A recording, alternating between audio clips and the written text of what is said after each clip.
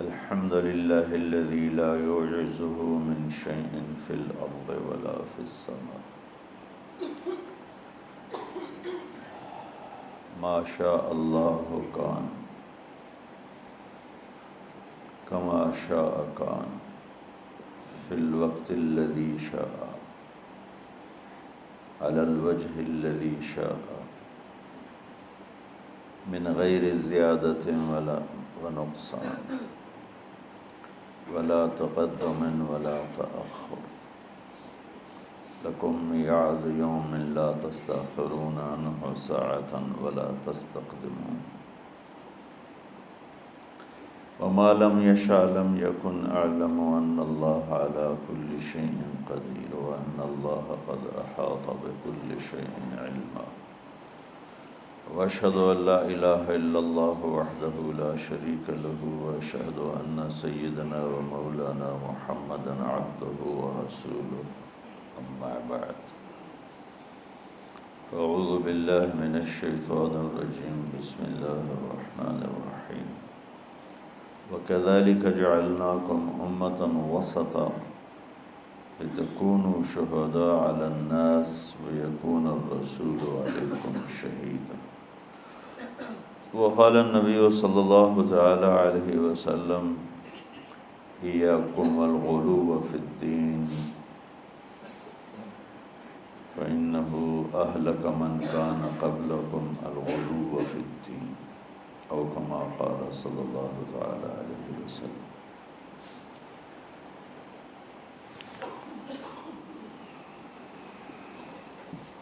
میں نے ابھی ایک آیت پڑھی آپ کے سامنے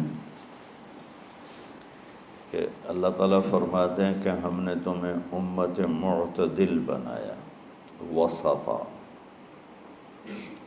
ایک ترجمہ اس کا امام طبری نے کیا ہے جو ہمارے تبلیغ والوں کے لیے بڑا، بلکہ پوری امت کے لیے، صرف تبلیغ والوں کے لیے کیوں، پوری امت کے لیے وہ ایک پیغام ہے کہ انہوں نے ایک ترجمہ یہ کیا ہے کہ ہم نے تمہیں امت واسطہ بنایا۔ دو چیزوں کو ملانے کے لیے درمیان میں جو چیز ہوتی ہے اس کو واسطہ کہتے ہیں۔ جیسے یہ مائک میرے اور آپ کے درمیان، یہ جو بھی آگے سن رہے ہیں، واسطہ ہے۔ یہ دو چیزوں کو ملا رہا ہے، مجھے اور آپ کو ملا رہا ہے آواز کو بلند کر کے۔ تو امام طبری نے اس کا ترجمہ، ایک ترجمہ یہ کیا ہے، یہ بھی کیا ہے امت معتدل بنایا ہے۔ یہ تو تمام مفسرین نے اس کا یہ ترجمہ کیا۔ امام طبری نے ایک ترجمہ یہ کیا ہے کہ ہم نے تمہیں امت واسطہ بنایا ہے۔ جیسے پہلے انبیاء آتے تھے اور وہ واسطہ ہوتے تھے اللہ اور بندوں کے درمیان، کہ لوگ اللہ کو نہیں جانتے تو ایک نبی آتا ہے، رسول آتا ہے، وہ لوگوں کو اللہ کا تعارف کرواتا ہے اور اللہ سے ان کو ملا دیتا ہے، اللہ کے سامنے انہیں جھکا دیتا ہے اور انہیں صراط مستقیم پہ کھڑا کر دیتا ہے۔ اب ہمارے نبی پاک صلی اللہ علیہ وسلم کے بعد کوئی نبی نہیں آئے گا،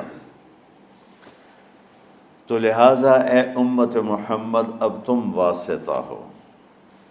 ہمارے ذمے ہے، جو تبلیغ والے کر رہے ہیں، ہمارے ذمے ہے کہ ہم اب اللہ کے پیغام کو لوگوں تک پہنچائیں اور ہم واسطہ بنیں بندوں اور بندوں کے رب کے درمیان۔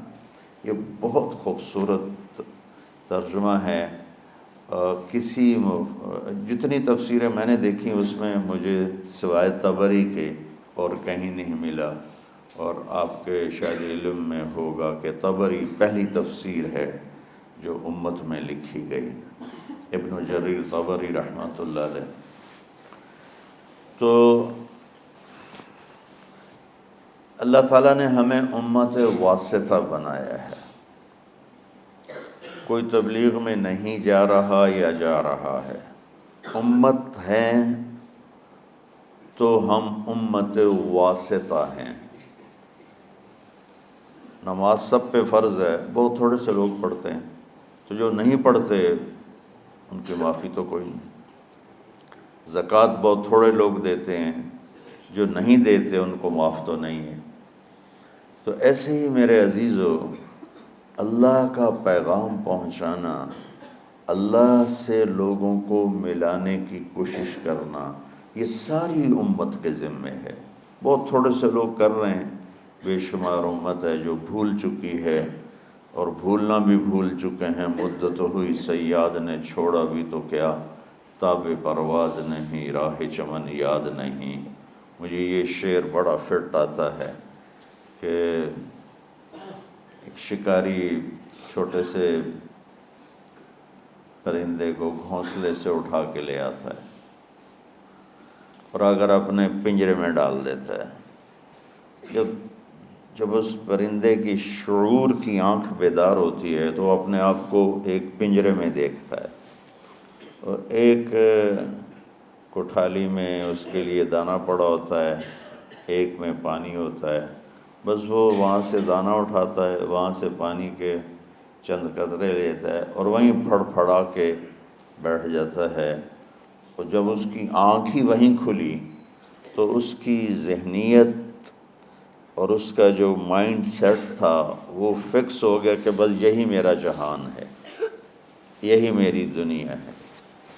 جب وہ پرندہ جوان ہو گیا تو شکاری نے ایک دن دروازہ کھولا پنجرے کا، کہا اپنے چمن کو لوٹ جا، اپنے جنگل کو لوٹ جا۔ تو وہ آگے کہتا ہے تاب پرواز نہیں، مجھ سے تو اڑا ہی نہیں جاتا، اور اگر میں اڑ بھی جاؤں تو راہ چمن یاد نہیں، مجھے تو یاد ہی نہیں تم مجھے کہاں سے لائے ہو، تو میں کدھر جاؤں، اور میں اتھے ہی رہن دے۔ تو اس وقت امت محمد صلی اللہ علیہ وسلم دکانوں کے پنجرے میں، فیکٹریوں کے پنجرے میں، میلوں کے پنجرے میں، زراعت کے پنجرے میں، کاروبار زندگی کے پنجرے میں ایسی بند ہوئی ہے کہ بس صبح گھر سے اپنے کام پر، کام سے گھر پر، گھر سے دکان پر، دکان سے گھر پر، یہ سارا ماحول ہے۔ اب جب انہیں کہتے ہیں کہ بھائی تمہیں اپنے چمن کو لوٹو، تمہیں تو دنیا میں اللہ کا پیغام سنانا ہے، تو کہتے ہیں تاب پرواز نہیں راہ چمن یاد نہیں۔ تو آج جو میں تھوڑی بات کرنا چاہتا ہوں وہ دوسرے معنی پر ہے۔ وَكَذَلِكَ جَعَلْنَاكُمْ أُمَّةً وَسَطًا، ہم نے تمہیں امت معتدل، درمیان والی امت بنایا۔ اچھا، یہ جو آیات کی نمبرنگ ہوئی ہے یہ بہت بعد میں ہوئی ہے۔ اللہ کے نبی کے دور میں یہ آیات کو نمبر نہیں لگے ہوئے تھے، اور اس طرح ایک ایک آیت الگ نہیں کی گئی تھی۔ بعد کے علماء نے اپنی محنت کوشش سے یہ آیات کا عدد تعداد مقرر کیا۔ سورہ بقرہ کی 286 آیات ہیں۔ امتاً وسطا، درمیان والی امت۔ جب علماء سورہ بقرہ کی آیات بنا رہے تھے تو ان کے سامنے تو پیچھے سے چلے آ رہے ہیں، امتاً وسطا ان کے سامنے تو اس وقت آیا جب وہ یہاں پہنچے تو یہ بڑی حیرت اور قدرت خداوندی کی یہ ایک تصویر ہے کہ وَكَذَلِكَ جَعَلْنَاكُمْ أُمَّةً وَسَطًا، آیت نمبر 146 ہے، اور 146 وسط 286 ہے۔ 146 جمع 146 کتنے ہو گئے؟ ہاں مولویانو حساب تھوڑا ہی عمدہ ہے۔ ہاں کتنے ہو گئے؟ 200 ہاں نہیں، پھر یہ آیت نمبر 143 ہے۔ اب میرا ذہن ہی سویا ہوا ہے، میں کیا آگے، یہ آیت نمبر 143 ہے، 146 نہیں، 143 ہے۔ تو بالکل درمیان میں لفظ کے لحاظ سے، اور ادھر آیت کی تقسیم ہو رہی ہے، تو کرتے کرتے کرتے جب اس آیت پر پہنچے تو یہ 143 بن رہی تھی، اور آیات 286 ہیں، تو اس کا وسط بنتا ہے، اور امتاً وسطا، درمیان والی امت کے پیچھے مفہوم کیا ہے؟ یہودی بہت زیادہ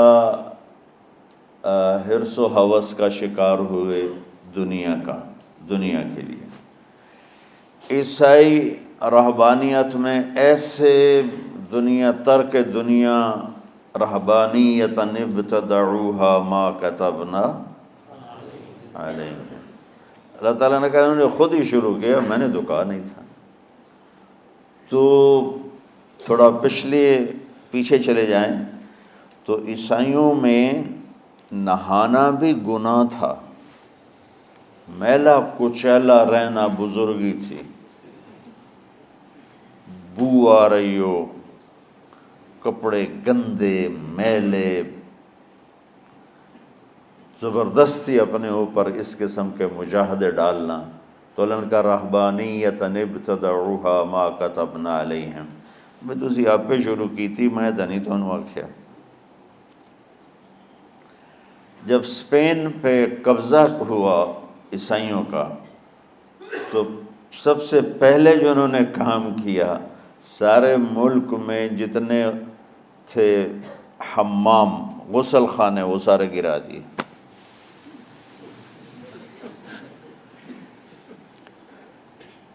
1970 تک انگلینڈ میں، 1970 کو زیادہ کسی گھر میں غسل خانہ نہیں ہوتا تھا، ٹوائلٹ نہیں ہوتا تھا، باہر بنے ہوتے تھے جہاں کچھ چند پینیاں دے کے اس میں وہ اپنی ضرورت سے فارغ ہوتے تھے، کسی سے نہانا ہو تو نہاتے تھے۔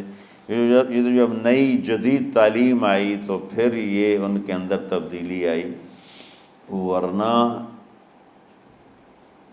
گندے رہنا، میلے کچیلے رہنا، شادی نہیں کرنی، دنیا سے بیزاری کے مختلف طریقے، اپنے آپ کو تکلیف دینا، یہ بزرگی کی شان سمجھا جاتا تھا۔ تو اسپین پہ جب قبضہ ہوا عیسائیوں کا، تو سب سے پہلے انہوں نے 2 کام کیے، ایک سارے غسل خانے حمام توڑ دیے، اور جتنے کتب خانے تھے سارے جلا دیے۔ لاکھوں کتابوں کے ذخیرے تھے اسپین میں علماء کے، علامہ قرطبی جیسے، ابن عربی جیسے جہاں پیدا ہوئے ہوں،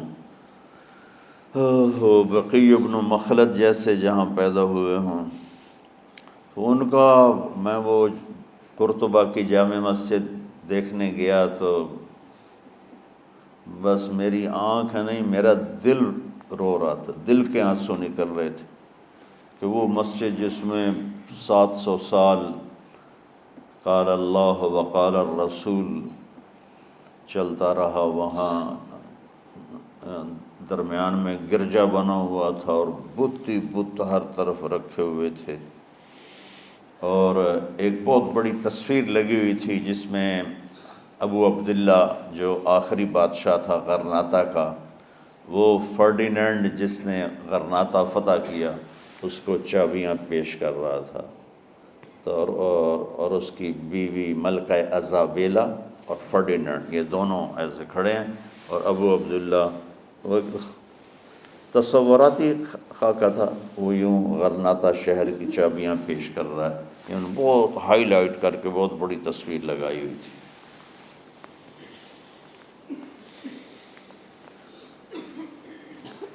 تو ایک دنیا کی ہوس میں بہت آگے چلے گئے، ایک دنیا بیزاری میں بہت آگے چلے گئے، تو اللہ نے دونوں کو ایسے رد کر کے فرمایا وَكَذَلِكَ جَعَلْنَاكُمْ أُمَّةً وَسَطًا، ہم نے تمہیں معتدل امت بنایا ہے۔ نہ تو دنیا میں ایسے لگو کہ دین برباد ہو جائے، نہ دین میں ایسے لگو کہ دنیا معطل ہو جائے۔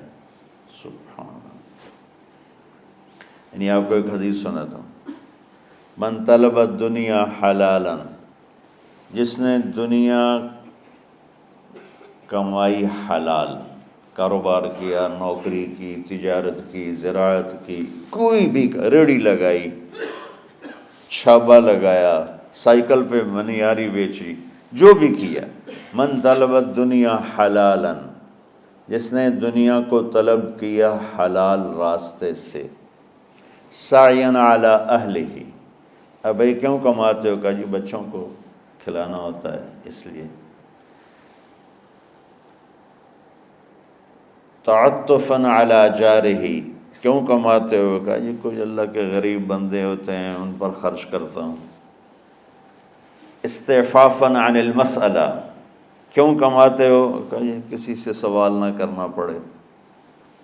تو چار باتیں میرے نبی فرما رہے ہیں، رزق حلال کمایا، بچوں پر خرچ کرنے کے لیے کمایا، غریبوں پر خرچ کرنے کے لیے کمایا، اور سوال سے بچنے کے لیے کمایا۔ اس میں کوئی نماز، روزہ، حج، زکوٰۃ، تہجد، تبلیغ، جہاد کا کوئی ذکر ہے نہیں ہے۔ اچھا، جس نے ان چار شرطوں کے ساتھ دنیا کو کمایا تو کیا ہوگا بھائی؟ تو فرمایا لقی اللہ یوم القیامہ ووجہہ مثل القمر لیلۃ البدر، قیامت کے دن یہ اللہ کے دربار میں ایسے پیش ہوگا کہ اس کا چہرہ 14ویں رات کے چاند کی طرح چمک رہا ہوگا۔ اللہ نے ہمیں ایسا دین عطا فرمایا۔ حضرت سعد بن معاذ رضی اللہ تعالیٰ عنہ آپ کی محفل میں بیٹھے ہوئے تھے، تو وہ دہاڑی کرتے تھے، مزدوری کرتے تھے اپنے باغ میں خود ہی۔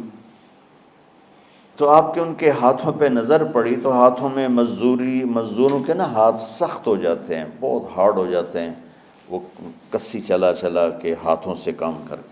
تو آپ نے دیکھا تو ان کے ہاتھ بڑے سخت، تو آپ نے ان سے پوچھا سعد یہ تیرے ہاتھوں کو کیا ہے؟ کہا یا رسول اللہ خود ہی مزدوری کرتا ہوں بچوں کا پیٹ پالنے کے لیے، تو وہ کام کرتے کرتے میرے ہاتھ ایسے ہو گئے ہیں، ٹھیک ہے، تہجد پڑھتے پڑھتے میرے ہاتھ ایسے ہو گئے ہیں، ذکر کرتے کرتے، روزے رکھتے رکھتے، حج کرتے کرتے، عمرے کرتے کرتے، یہ بہت بڑے اعمال ہیں، میں ان کی کوئی تضحیق نہیں کر رہا ہوں، نفی نہیں کر رہا ہوں، دین کے کسی عمل کو چھوٹا نہیں سمجھنا چاہیے، لیکن ایک مائنڈ سیٹ بن چکا ہے ہمارے ہاں کہ بس یہی دینداری ہے، یہ کوئی عمرے کر رہا ہے، کوئی حج کر رہا ہے، کوئی دیگیں چڑھا رہا ہے، تو اس کو دینداری ہے بھی صحیح، اس میں بھی کوئی شک نہیں، ہے بھی صحیح، لیکن ادھوری دینداری ہے۔ مکمل دینداری بنتی جب اس کے ساتھ دنیا کے معاملات اور اخلاقیات درست ہوتے ہیں، پھر جا کے وہ مکمل دین بنتا ہے۔ تو آپ نے دیکھو میری طرف، آپ نے سعد کا ہاتھ یہاں سے پکڑا اور سب کو دکھا کے اس کو بوسہ لیا، یوں، پھر ان کا ہاتھ یوں دکھا کے فرمایا کہ بچوں کو حلال کھلاتے ہوئے، حلال حلال حلال، رشوت، سود، چوری، ڈاکہ، حرام، یہ نہیں، حلال، بچوں کو حلال کھلاتے ہوئے جو ہاتھ ایسا ہو جاتا ہے اس پہ جہنم کی آگ حرام ہو جاتی ہے۔ وَكَذَلِكَ جَعَلْنَاكُمْ، بولو، امتاً وسط، کہ ہم نے تمہیں معتدل، اعتدال والی دنیا امت بنایا ہے، نہ دنیا میں ایسے لوگوں کہ دین برباد ہو جائے، نہ دین میں ایسے لوگوں کہ دنیا معطل ہو جائے۔ اس لیے میں نے ایک حدیث پڑھی تھی، آپ نے فرمایا کہ دین میں غلو سے بچنا، غلو مطلب کہ اس طرح لگنا کہ بچوں کا پتہ نہیں، بیوی کا پتہ نہیں، گھر کا پتہ نہیں، کام کا پتہ نہیں، یہ عیسائیت میں تو بزرگی ہے، ہمارے دین میں بزرگی نہیں ہے، یہ انتہا پسندی ہے۔ یہ تمہید آپ سوچ رہے ہوں گے کہ مولوی صاحب کدھر جا رہے ہیں۔ میں 15 شعبان کے حوالے سے بات کچھ کرنا چاہتا تھا اور کچھ رمضان کے حوالے سے۔ 15 شعبان کی رات میں ہمارے ملکوں میں، جو ہمارے عجمی ملک ہیں، اس میں وہ کچھ ہو رہا ہے جو نہ میرے نبی نے کیا، نہ صحابہ نے کیا، نہ تابعین نے کیا۔ عجیب و غریب عبادات گھڑ لی ہیں، عجیب و غریب اس کے اعمال بنا لیے ہیں اپنی طرف سے، اور مسجدیں بھری ہوتی ہیں اور روشنیاں لگی ہوتی ہیں اور آتش بازی ہو رہی ہوتی ہے۔ میرے نبی نے اس رات کی فضیلت بتائی، عمل کوئی نہیں بتایا۔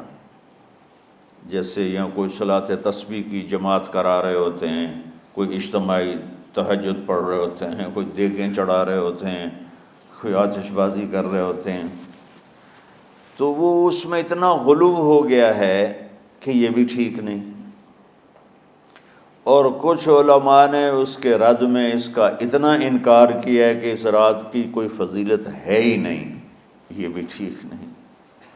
اس بیچ کا راستہ، اس رات کی فضیلت میں جتنی احادیث ہیں وہ ضعیف ہیں، لیکن اتنی کثرت سے ہیں کہ ان سب کا مل کر جمع ہو کر کم از کم وہ حسن لغیر ہی تک تو پہنچ جاتی ہیں۔ اور ابن عثیمین رحمۃ اللہ علیہ نے بھی یہ لکھا ہے کہ زیادہ سے زیادہ ان احادیث کے مجموعے سے، چونکہ اگرچہ ضعیف ہیں لیکن کافی زیادہ ہیں، تو وہ حسن لغیر ہی تک پہنچ جاتی ہیں۔ تو حسن لغیر ہی سے کوئی عمل ثابت نہیں ہوتا، عمل ثابت ہوتا ہے صحیح حدیث کے سے۔ ایک احادیث کی کثرت سے روایات، اور ایک امت کا عمل، کہ امت کا بہت بڑا طبقہ صدیوں سے اس رات کا اہتمام کر رہا ہے، لیکن کچھ عرصہ پہلے تک اہتمام تھا دن میں روزہ رکھنا، رات کو کوئی نوافل پڑھ لینا، کوئی 2 چار زیادہ پڑھ لینا، لیکن اب یہ ڈھول تماشے جو اب شروع ہوا ہے، اس کا تو کوئی وجود ہی کوئی نہیں ہے۔ تو اس رات کو اللہ تعالیٰ نے مبارک بنایا، اور حدیث پاک میں آتا ہے کہ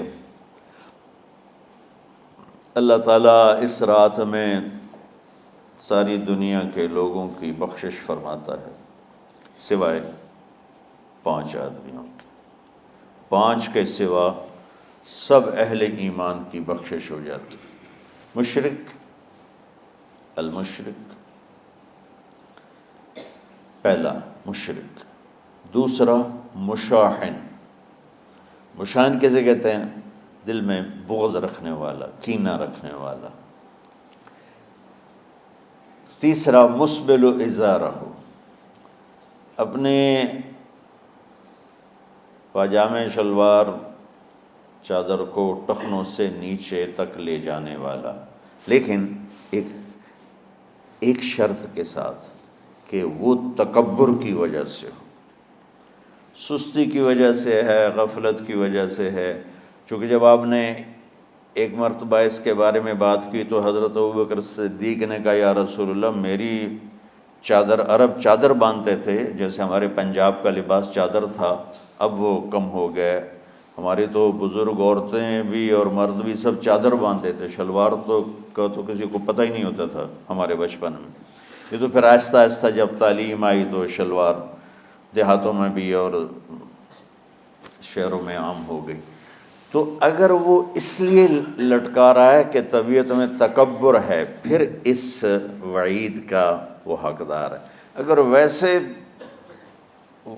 اس کی نیچے جا رہی ہے تو میرا مالک ایسا، وہ تو ہے ہی رحیم و کریم، ہے ہی رحیم و کریم، ہے ہی رحیم و کریم، صرف شلوار نیچے لٹکانے سے وہ اتنی شدید سزا دے۔ اگر اس کے پیچھے تکبر ہے، پھر ہے یہ، تکبر نہیں ہے تو انشاءاللہ وہ اس سے محفوظ ہوگا۔ تو اپنی چادر کو لٹکانے والا، لیکن بشرط تکبر۔ کتنے ہو گئے؟ عاق لوالدیہ، ماں باپ کا نافرمان۔ نافرمان ایسا کہ دکھ دینے والا۔ چھوٹی موٹی اونچ نیچ تو ہر بچے سے ہو جاتی ہے، نہیں، جن نے والدین کو ٹکڑے ٹکڑے کر دیا ہو اور ان کو دکھ دے دے دے دے کے ان کا سینہ چیر دیا ہو، چونکہ عاق کہتے ہیں پرزے پرزے کرنا کسی چیز کو، تو اپنے دکھ دے کر اپنی بدتمیزی کے ساتھ اس نے ماں باپ کا دل زخمی کر دیا ہو، ایک یہ نہیں معاف ہوتا۔ پانچواں، مدمن خمر، مسلسل شراب پینے والا، مستقل جو شراب کا عادی ہو۔ ان پانچ کو مؤخر کر دیا جاتا ہے۔ معافی نہیں ہونے کا مطلب یہ نہیں کہ اللہ تعالیٰ کبھی معاف نہیں کرے گا۔ معافی نہ ہونے کا مطلب یہ ہے کہ یہ پانچ ایسے گناہ ہیں کہ اس کی وجہ سے بخشش رک جاتی ہے۔ اگر وہ شرک سے نکل آئے، وہ کینہ سے نکل آئے، وہ تکبر سے نکل آئے، وہ والدین کی نافرمانی سے نکل آئے، شراب چھوڑ دے، تو ان کی بھی بخشش ہو جاتی۔ جب کوئی توبہ کرے گا فوراً بخشش ہو جائے گی۔ نہ 15 شعبان کی ضرورت ہے، نہ لیلۃ القدر کی ضرورت ہے، نہ بیت اللہ جانے کے ساتھ توبہ کی شرط ہے۔ جہاں بھی وہ بیٹھ کے توبہ کرے گا، جس لمحے میں کرے گا، اسی وقت اس کی توبہ قبول ہوگی اور اللہ اس کے پچھلے سارے گناہوں کو معاف فرما دے گا۔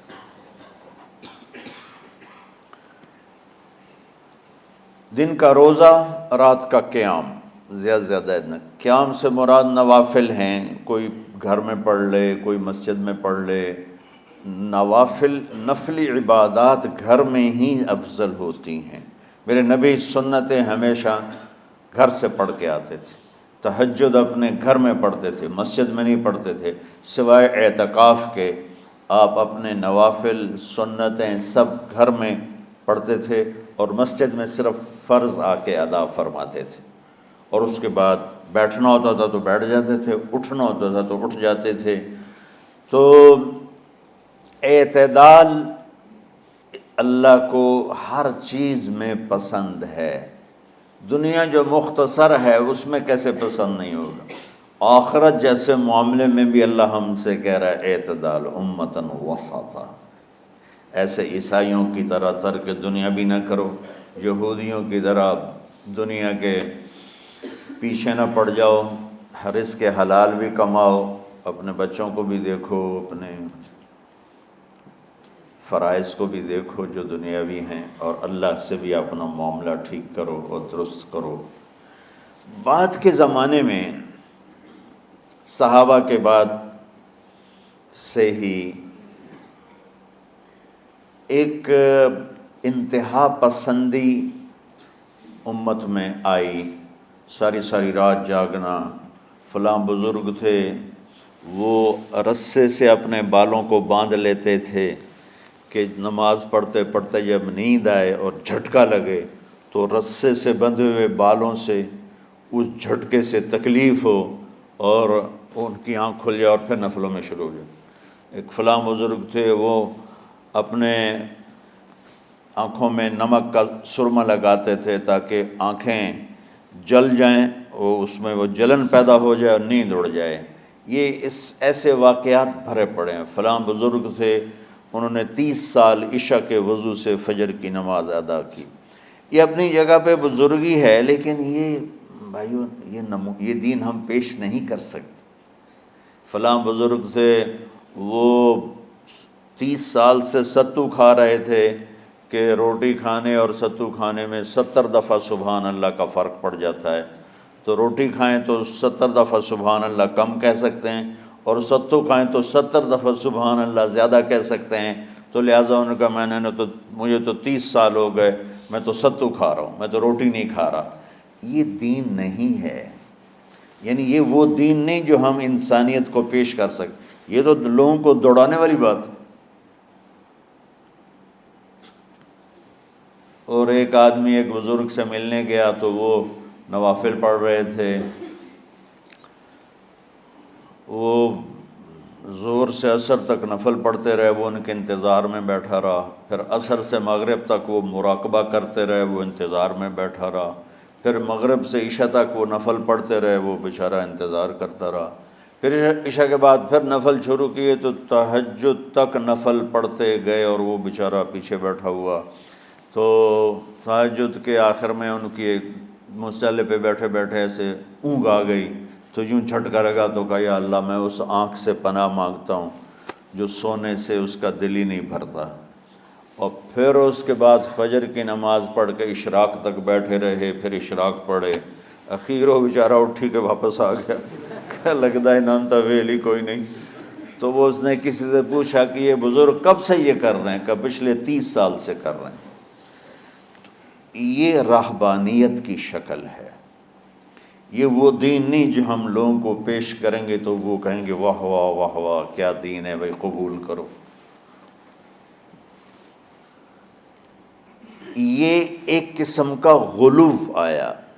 میں ایک حدیث سناتا ہوں، بخاری شریف میں بھی ہے، مجھے اب ہر شے بھول گئی، لیکن وہ ہے نہی الغلو، اس طرح کر کے آپ لوگ زیادہ جانتے ہوں گے جو پڑھ رہے ہیں کہ غلو سے نہیں۔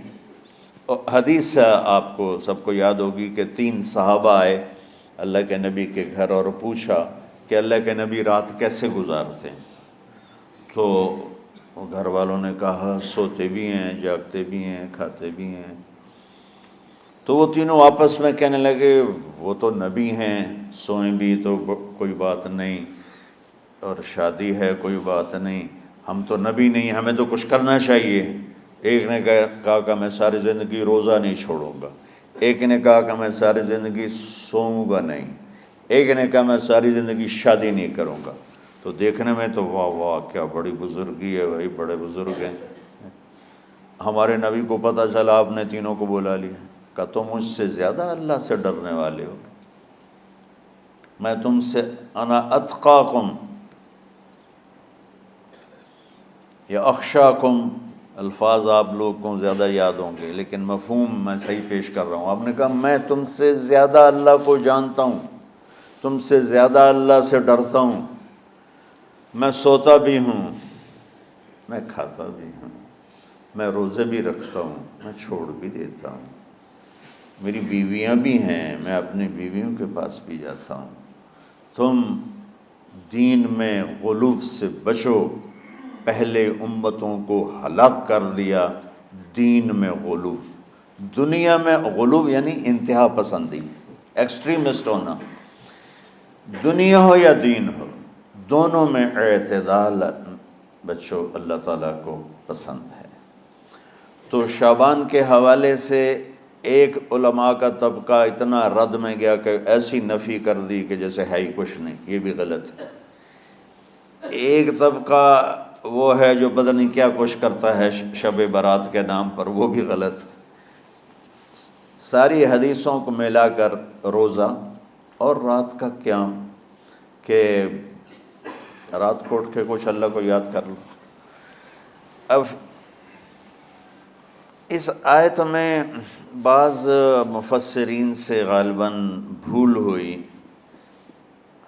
حامیم والکتاب المبین انا انزلناہ فی لیلۃ مبارکۃ انا کنا منذرین فیہا یفرق کل امر حکیم امرا من عندنا انا کنا مرسلین۔ یہ لیلۃ القدر ہے، انا انزلناہ فی لیلۃ مبارکۃ، یہاں دوسرے لیلہ مبارک رات میں ہم نے قرآن کو اتارا۔ دوسری آیت کو جوڑو، انا انزلناہ فی لیلۃ القدر، ہم نے قرآن کو لیلۃ القدر میں اتارا۔ تو وہ آیت اس آیت کا ترجمہ کر رہی کہ لیلۃ مبارک سے مراد لیلۃ القدر ہے، 15 شعبان نہیں۔ لیکن بعض مفسرین جو بڑے لوگ ہیں، لہذا ہم سب کا ادب احترام کرتے ہیں، لیکن رائے کا اختلاف وہیں بڑے علماء میں ہی ہے، تو اسی کو میں آپ کے سامنے نقل کر رہا ہوں، کوئی اپنی رائے نہیں دے رہا ہوں۔ تو ان سے یہ صاف ہو گیا کہ انہوں نے اس کو 15 شعبان بنا دیا۔ یہ 15 شعبان کی رات نہیں ہے، یہ لیلۃ القدر ہے، کہ جس میں وہ پورے سال کے احکام اعلان کر دیے جاتے ہیں، وہ شب قدر ہے۔ اس میں بھی معافی ہوتی ہے، اس میں بھی معافی ہوتی ہے، لیکن شب قدر تو قرآن سے، صحیح احادیث سے ثابت ہے، اور شعبان کی رات ضعیف حدیثوں سے ثابت ہے، لیکن کثرت حسن لغیرہ اور امت کا عمل اس میں بہت بڑی گنجائش پیدا کرتا ہے۔ تو جو بچہ روزہ رکھنا چاہے ضرور رکھے، جو رات کو اٹھنا چاہے ضرور اٹھے، لیکن وہ اتنا نہ اٹھے کہ صبح سبق میں سویا پڑا ہو۔ تو ایسی عبادت نہیں چاہیے کہ آپ اپنے طلب علم جو فرض ہے اس میں آپ سوئے پڑے ہوں، تو تمہارے خراٹوں سے سبق بھی متاثر ہو رہا ہو۔ تو اعتدال بچوں، ہر چیز میں اعتدال۔ تو اس میں یہ جو 5 ہیں، ایک مشرک، ایک مشاحن۔ مشاحن کون ہے؟ جو دل میں کینہ بغض رکھتا ہے۔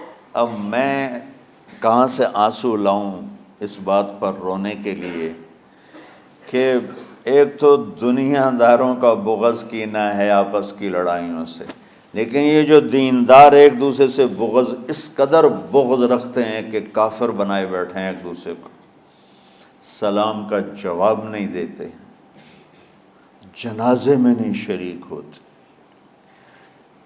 اس کا جرم واپس جاتا ہے تاجروں کو نہیں، حکمرانوں کو نہیں، خطیبوں کو، نادان، ہر خطیب نہیں، نادان خطیبوں کو، جو ہر مکتبہ فکر میں موجود ہیں، جو اس شدت کے ساتھ اوروں کی نفی کرتے ہیں اور اپنے آپ کو صحیح کہتے ہیں کہ جیسے باقی سب جہنمی ہیں، سب کافر ہیں، اور صرف ہم ہی صحیح ہیں اور ہم ہی جنت میں جائیں گے اور کوئی جنت میں نہیں جائے گا۔ تو چونکہ اس میڈیا کے ذریعے سے بہت سی امت سن رہی ہے، تو میں دیکھو بچوں ہاتھ جوڑتا ہوں اللہ کے واسطے، دین پیش کرنا، کافر کافر کے نعرے مت لگانا، اور یہ کافر وہ کافر، یہ کافر وہ کافر۔ اللہ بڑا کریم ہے۔ من کان آخر کلامہ لا الہ الا اللہ۔ یہ مولانا شاہد صاحب کے بھائی ساری زندگی کمیونسٹ رہے، ساری زندگی، اور دین سے بیزاری اور دینداروں سے نفرت نہیں، اور مرنے سے پہلے 3 دفعہ کلمہ پڑھا، چند دن پہلے ان کا انتقال ہوا ہے۔ تو اللہ کو کون سا عمل ایسا پسند آیا ہوا تھا کہ ایمان کو باقی رکھا؟ وہ دین سے نفرت کا اظہار کر رہے ہیں، دینداروں سے نفرت کا اظہار کر رہے ہیں، کتابیں لکھی ہیں، لیکن ایمان والی ماں نے جنم دیا تھا اور دودھ پلایا تھا، اور بچپن میں کلمہ بھی پڑھتے تھے، نمازیں بھی سیکھی ہوں گی، قرآن بھی پڑھا ہوگا۔ اس کے بعد ساری زندگی کمیونسٹ رہے۔ کون سی نیکی اللہ کو پسند تھی کہ مرتے ہوئے 3 دفعہ لا الہ الا اللہ پڑھا؟ ابو زرع رحمۃ اللہ علیہ بڑے محدثین میں سے ہیں، فرماتے تھے مجھے 1,00,000 حدیث اس طرح یاد ہے جیسے تمہیں سورہ فاتحہ یاد۔ وہ انتقال کر رہے تھے، بے ہوش تھے، تو ان کے پاس ان کے شاگرد اور محدثین بیٹھے تھے کہ استاد جی کو کلمہ کیسے پڑھائیں، تو ہوش ہی کوئی نہیں، اور بے ہوشی میں کیا ہوش میں بھی ہو کوئی تو اس کو یوں سیدھا نہیں کہتے کلمہ پڑھو، بلکہ اس کے پاس بیٹھ کے لا الہ الا اللہ، لا الہ الا اللہ پڑھتے ہیں کہ کہیں وہ کہنے سے انکار نہ کر دے۔ تو کلمہ پڑھے بغیر بھی ایمان پہ موت آتی ہے۔ ہمارے ایک بڑے قریبی تھے، میرے والد کے بڑے دوست، ان کا اچانک انتقال ہو گیا، تو میں نے ان کو خواب میں دیکھا، تو میں خواب میں ان سے کہہ رہا ہوں، وہ مجھے اپنا کہا دیکھو بیٹا یہ میرا گھر ہے جنت میں، تو میں نے ان سے کہا چاچا تسا کلمہ تو پڑھیا کوئی نہ آئی، میں خواب میں کہہ رہا ہوں کہ کہ چاچا تو سے کلمہ تو پڑھیا کوئی نہیں، کہ پتر کلمہ پڑھنا ضروری نہیں ہوتا، ایمان ضروری ہوتا ہے، ایمان ضروری ہوتا ہے۔ ہاں اس کا اظہار ہو جائے تو پھر وہ مہر لگ گئی، من کان آخر کلامہ لا الہ الا اللہ دخل جس کا آخری کلام لا الہ الا اللہ ہوگا وہ جنت میں داخل ہوگا۔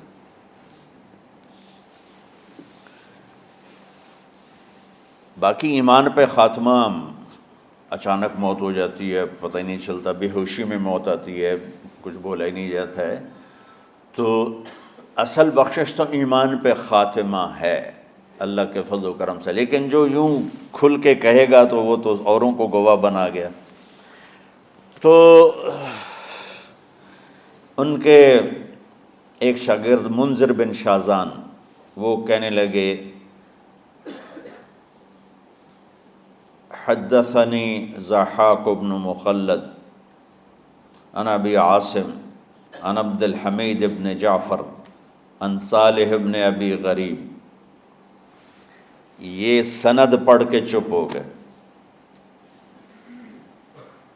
آگے نہیں چلے۔ تو ابو حاتم بیٹھے تھے، وہ بولے اونچی آواز میں، اور وہ ابو زرع بے ہوش پڑے ہوئے ہیں، حدثنی بندار عن ابی عاصم عن عبد الحمید بن جعفر عن صالح بن ابی غریب، اور خاموش ہو گئے۔ سبحان اللہ، وہ شخصیت بے ہوش پڑی ہے لیکن ساری زندگی حدیث پڑھائی ہے، کانوں میں آواز تو جا رہی ہے، دماغ اس کو کیچ نہیں کر رہا، لیکن لاشعور بے ہوش نہیں ہوتا، شعور بے ہوش ہوتا ہے۔ وہ لاشعور میں پہنچتی ہے اور شعور کو بیدار کیے بغیر ان کی زبان کو چلاتی ہے۔ انہوں نے بے ہوشی میں کہا حدثنی ابو عاصم، یہ ایک واسطہ اوپر ہیں ابو زرع ان سب سے، بندار عن ابی عاصم، ضحاک عن ابی عاصم، تو انہوں نے فرمایا حدثنی ابو عاصم عن عبد الحمید ابن جعفر عن صالح ابن ابی غریب۔ یہاں باقی دو خاموش ہو گئے تھے، وہ آگے چلے، عن کثیر ابن مرۃ الحضرمی عن معاذ ابن جبل رضی اللہ عنہ قال قال رسول اللہ صلی اللہ علیہ وسلم من کان آخر کلامہ لا الہ الا اللہ دخل الجنہ، او قال حرمہ اللہ علی النار، اور ساتھ ہی جان نکل گئی۔ کہ سند وہ آدھی پڑھ کے خاموش ہو گئے تھے، یہ آگے پڑھتے پڑھتے پڑھتے پڑھتے اللہ کے نبی تک پہنچ کے فرمایا کہ میرے نبی نے فرمایا کہ جس کا آخری کلام لا الہ الا اللہ ہوگا وہ جنت میں داخل ہوگا، یا اللہ اس پہ جہنم کو حرام کر دے گا۔ تو میرے عزیزو، اللہ کے واسطے تمام مکاتب فکر کے مسلمانوں سے اپنے دل کو بغض سے پاک کرو، کینہ سے پاک کرو، حسد سے پاک کرو، نفرت سے پاک، اختلاف کرو۔ میری ایک رائے ہے لیکن میں کبھی ممبر پر اپنی رائے پیش نہیں کرتا ہوں، خاص طور پر عقائد، اعمال، ترجیحات کے بارے میں میں دین پیش کرتا ہوں۔ رفع یدین کرنے کی بھی حدیثیں موجود ہیں، نہ کرنے کی بھی موجود ہیں، اور لڑی جاندے دونوں پاسا دے مناظر لڑی جاندے، لڑی اور اللہ دا واسطہ ہی نے دنیا برباد ہو گئی تو انہوں رفع یدین دی پئی کرو، افضل ہے، یہ افضل کی بات چلی، نہ کرو افضل ہے۔ ہم جو نہیں کرتے تو ہم کہتے ہیں کہ افضل ہے نہ کرنا، کرنا چاہو تو کر لو، کوئی مسئلہ نہیں، اور جو کہتے ہیں کرنا ہے وہ بھی کہتے ہیں افضل ہے کرنا، نہ کرو تو کوئی۔ یہ امت برباد ہو رہی ہے، یہ چھوٹی چھوٹی باتوں پہ مناظرے ہو رہے ہیں۔ میں نے ایک مناظرہ سنا تو مجھے بڑی تکلیف ہوئی ہے، اس پر سوشل میڈیا پر رفع یدین پہ ہو رہا تھا، ادھر دیوبندی تھے، ادھر اہل حدیث سے، اور لڑی جاندے لڑی، اخیر مناظرہ ہوتا ہے ایک دو گالی کٹ کے اٹھی جاندے۔ یہ امت برباد ہو رہی۔ ہمارے علاقے میں سنپال قوم ہے، راجپوتوں کی ایک شاخ ہے، تو اس میں ایک مار پلوان سنپال تھے، ان کا وزن ماشاءاللہ صرف 8 من تھا۔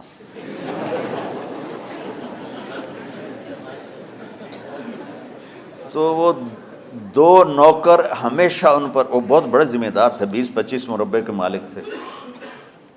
میرے والد صاحب کے وہ جماعتی تھے، بچپن میں اسکول میں ہم جماعت تھے، تو ان کو 2 نوکر اٹھاتے تھے، 2 ہی بٹھاتے تھے، 2 ہی چلاتے تھے،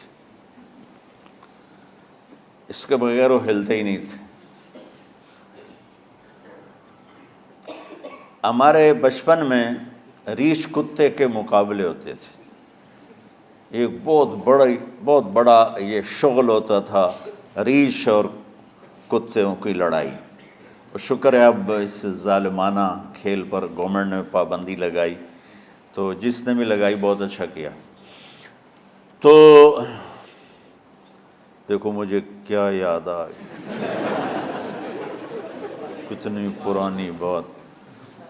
اور مجھے ایک وہ ریچھ والا یاد آ گیا، ودھو دا ریچھ، ودھو والا ریچھ، وہ بہت بڑا ریچھ تھا، کھڑا ہوتا تھا تو پورے آدمی کے برابر اس کا قد ہوتا تھا، میری آنکھوں کے سامنے وہ کھڑا ہوا ہے۔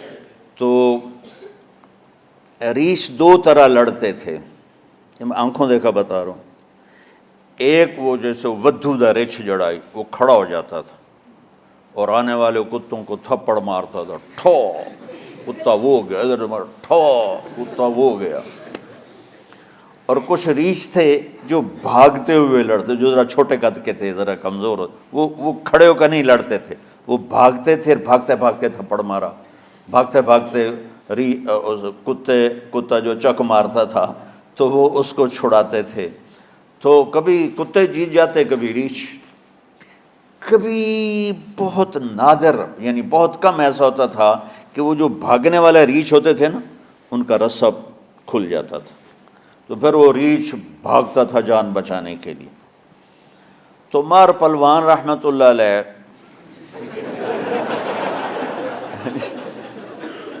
اس میں ہنسنے کی کیا بات، تم نے رحمۃ اللہ علیہ صرف بزرگوں کے لیے سمجھ لیا؟ بھائی ہر مسلمان زندہ کو بھی کہہ سکتے ہیں رحمۃ اللہ علیہ، مردہ کو بھی کہہ سکتے ہیں، یہ ہم نے عجب تقسیم کر دی ہے، بزرگوں کے لیے رحمۃ اللہ علیہ اور عام مسلمانوں کے لیے مرحوم۔ ارے بھائی تم کیوں بخل کرتے ہو؟ رحمۃ اللہ علیہ دعائی ہے، کسی کو بھی دی جا سکتی ہے۔ رضی اللہ عنہ بطور دعا ہر مسلمان کے لیے ہے، علیہ السلام بطور دعا ہر مسلمان کے لیے۔ لیکن یہاں وہ عجیب تقسیم ہو گئی ہے کہ بھائی رضی اللہ، ہاں بطور خبر کہ اللہ ان سے راضی ہو گیا، یہ صرف صحابہ کے لیے ہے کہ کلن وعد اللہ الحسنی، اللہ تعالیٰ نے تقسیم تو کی کہ میرے نبی تیرے صحابہ سارے ایک جیسے نہیں ہیں، لیکن میرا وعدہ ہے سب جنتی ہیں۔ تو اس لحاظ سے رضی اللہ عنہ، ابو بکر رضی اللہ عنہ بطور خبر صرف صحابہ کے لیے، بطور دعا میں اپنے باپ کے لیے بھی کہہ سکتا ہوں، اپنی ماں کے لیے بھی کہہ سکتا ہوں، اور ہر مسلمان کے لیے کہہ سکتا ہوں جو فوت ہو چکا ہے یا جو زندہ ہے، اس کو بھی کہہ سکتا ہوں رضی اللہ عنہ، اللہ تو اس سے راضی ہو، جب ہم اردو میں کہتے ہیں اللہ تم سے راضی ہو، رضی اللہ عنک۔ تو جو مر گیا ہے اس کو بطور دعا رضی اللہ عنہ کہہ سکتے ہیں، رضی اللہ عنہ کہہ سکتے ہیں، رحمۃ اللہ علیہ کہہ سکتے ہیں، علیہ السلام کہہ سکتے ہیں، علیہ السلام کہہ سکتے ہیں۔ لیکن چونکہ مسلمانوں کا ایک طبقہ حضرت کہ مولا علی کو علیہ السلام کہتا ہے، ائمہ اہل بیت کو علیہ السلام کہتے ہیں، تو ہم نے اس پر کاٹا پھیر دیا، ہم نے نہیں رضی اللہ عنہ۔ اتنی چھوٹی مولیوں دے دل چڑی طرح ہو گئے، چڑی نہیں ہوگی، چڑی دے دل تو بھی چھوٹے دل ہو گئے، ظرف ہے پتہ نہیں کہاں چلا گیا، حالانکہ علم تو وسعت پیدا کرتا ہے۔ آج کا پڑھنا پڑھانا وہ ایسے دلوں کو تنگ کر کے سکیڑ کے چڑیا سے بھی چھوٹا بناتا ہے۔ ارے بھائی ہر کسی کو بطور دعا علیہ السلام کہہ سکتے ہو، علیہ السلام کہہ سکتے ہو۔ میں بیان کر رہا تھا تو میں یعنی ایسے نجی محفل میں بیان تھا علماء میں، تو بات کرتے کرتے میں نے کہا مولانا مودودی رحمۃ اللہ علیہ، ان کی ایک جو خدمت ہے کہ انہوں نے یہ پہلے شخص ہیں جنہوں نے دین کو آسان لفظوں میں پڑھے لکھے طبقے تک پہنچائے۔ اس سے پہلے جتنے علماء کی تحریریں ہیں وہ فارسی عربی کے الفاظ سے اتنی بھری ہوئی ہیں کہ کالج سکول کا طبقہ وہ پکڑ نہیں سکتا تھا۔ یہ پہلی شخصیت ہیں جن کی تعلیمات اور جن کی تحریروں نے لوگوں کو متاثر کیا۔ یہ ان کا مثبت پہلو ہے۔ انہوں نے دین کو سیاسی رنگ دے دیا، یہ منفی پہلو ہے، اس سے ہمیں اختلاف ہے، لیکن جو انہوں نے خیر کا کام کیا ہے اس کی تو تعریف کرنی چاہیے۔ تو بچوں میں تمہیں کیا بتاؤں کہ پستی کس حد تک پہنچ چکی ہے۔ ایک مولوی صاحب کھڑے ہو گئے میری بات کے بعد، کہنے کہ آپ نے مودودی صاحب کو رحمت اللہ علیہ کیوں کہا ہے؟ رحمت اللہ علیہ تو ناچنے والے کو بھی کہہ سکتے ہیں، شرابی کو بھی کہہ سکتے ہیں، طوائف کو بھی کہہ سکتے ہیں، جو مر گئی رحمت اللہ علیہ رحمت اللہ علیہ، یہ تو دعا ہے۔ کہ یار میرے بچے اتنا بغض تو نہ رکھو کہ کسی مسلمان کے لیے رحمت اللہ علیہ کہنا بھی جرم بن جائے۔ بس یہ اس سے جو میں کہنا چاہتا تھا اس کی یہ وضاحت دے رہا ہوں۔ مار پہلوان رحمت اللہ علیہ سے یہ بات چھڑ گئی، وہ تشریف فرما تھے منجی پہ بیٹھے ہوئے، بدقسمتی سے وہ ریچھ تھا بھاگ کے لڑنے والا، وہ بھاگتے بھاگتے کبھی ادھر بھاگ رہا کبھی ادھر بھاگ رہا، رسہ ٹوٹ گیا۔ رسہ جو ٹوٹا تو ریچھ سیدھا مار پہلوان کی چارپائی کی طرف دوڑا۔ اب مار پہلوان نے پہلے تو انج ویکھیا بھی اوئے ایک ہی بنی، یہ تو رچھ آ رہا ہے۔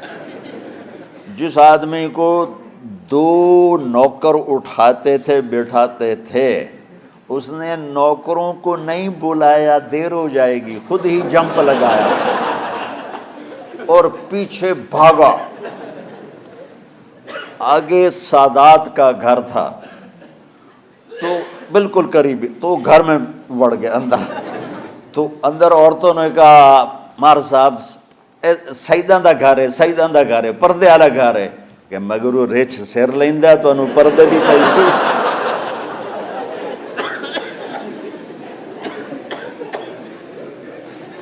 تو میں سچی بات ہے بچوں، اتنا مجھے دکھ ہوتا اور درد ہوتا ہے کہ امت تباہ و برباد ہو رہی ہے، مرتد ہو رہے ہیں، دین سے بیزاری کا اعلان کر کلم کھلا کہہ رہے ہیں میں کسی دین کو نہیں مانتا، اور یہ رفع یدین پہ لڑے ہی جا رہے ہیں۔ 20 تراویح 8 تراویح، 20 تراویح 8 رکعات، 20 رکعات 8 رکعات، سورۃ فاتحہ پڑھنی ہے نہیں پڑھنی ہے۔ یہ وہ کون سے مسائل ہیں جس پہ جنت اور جہنم کا فیصلہ؟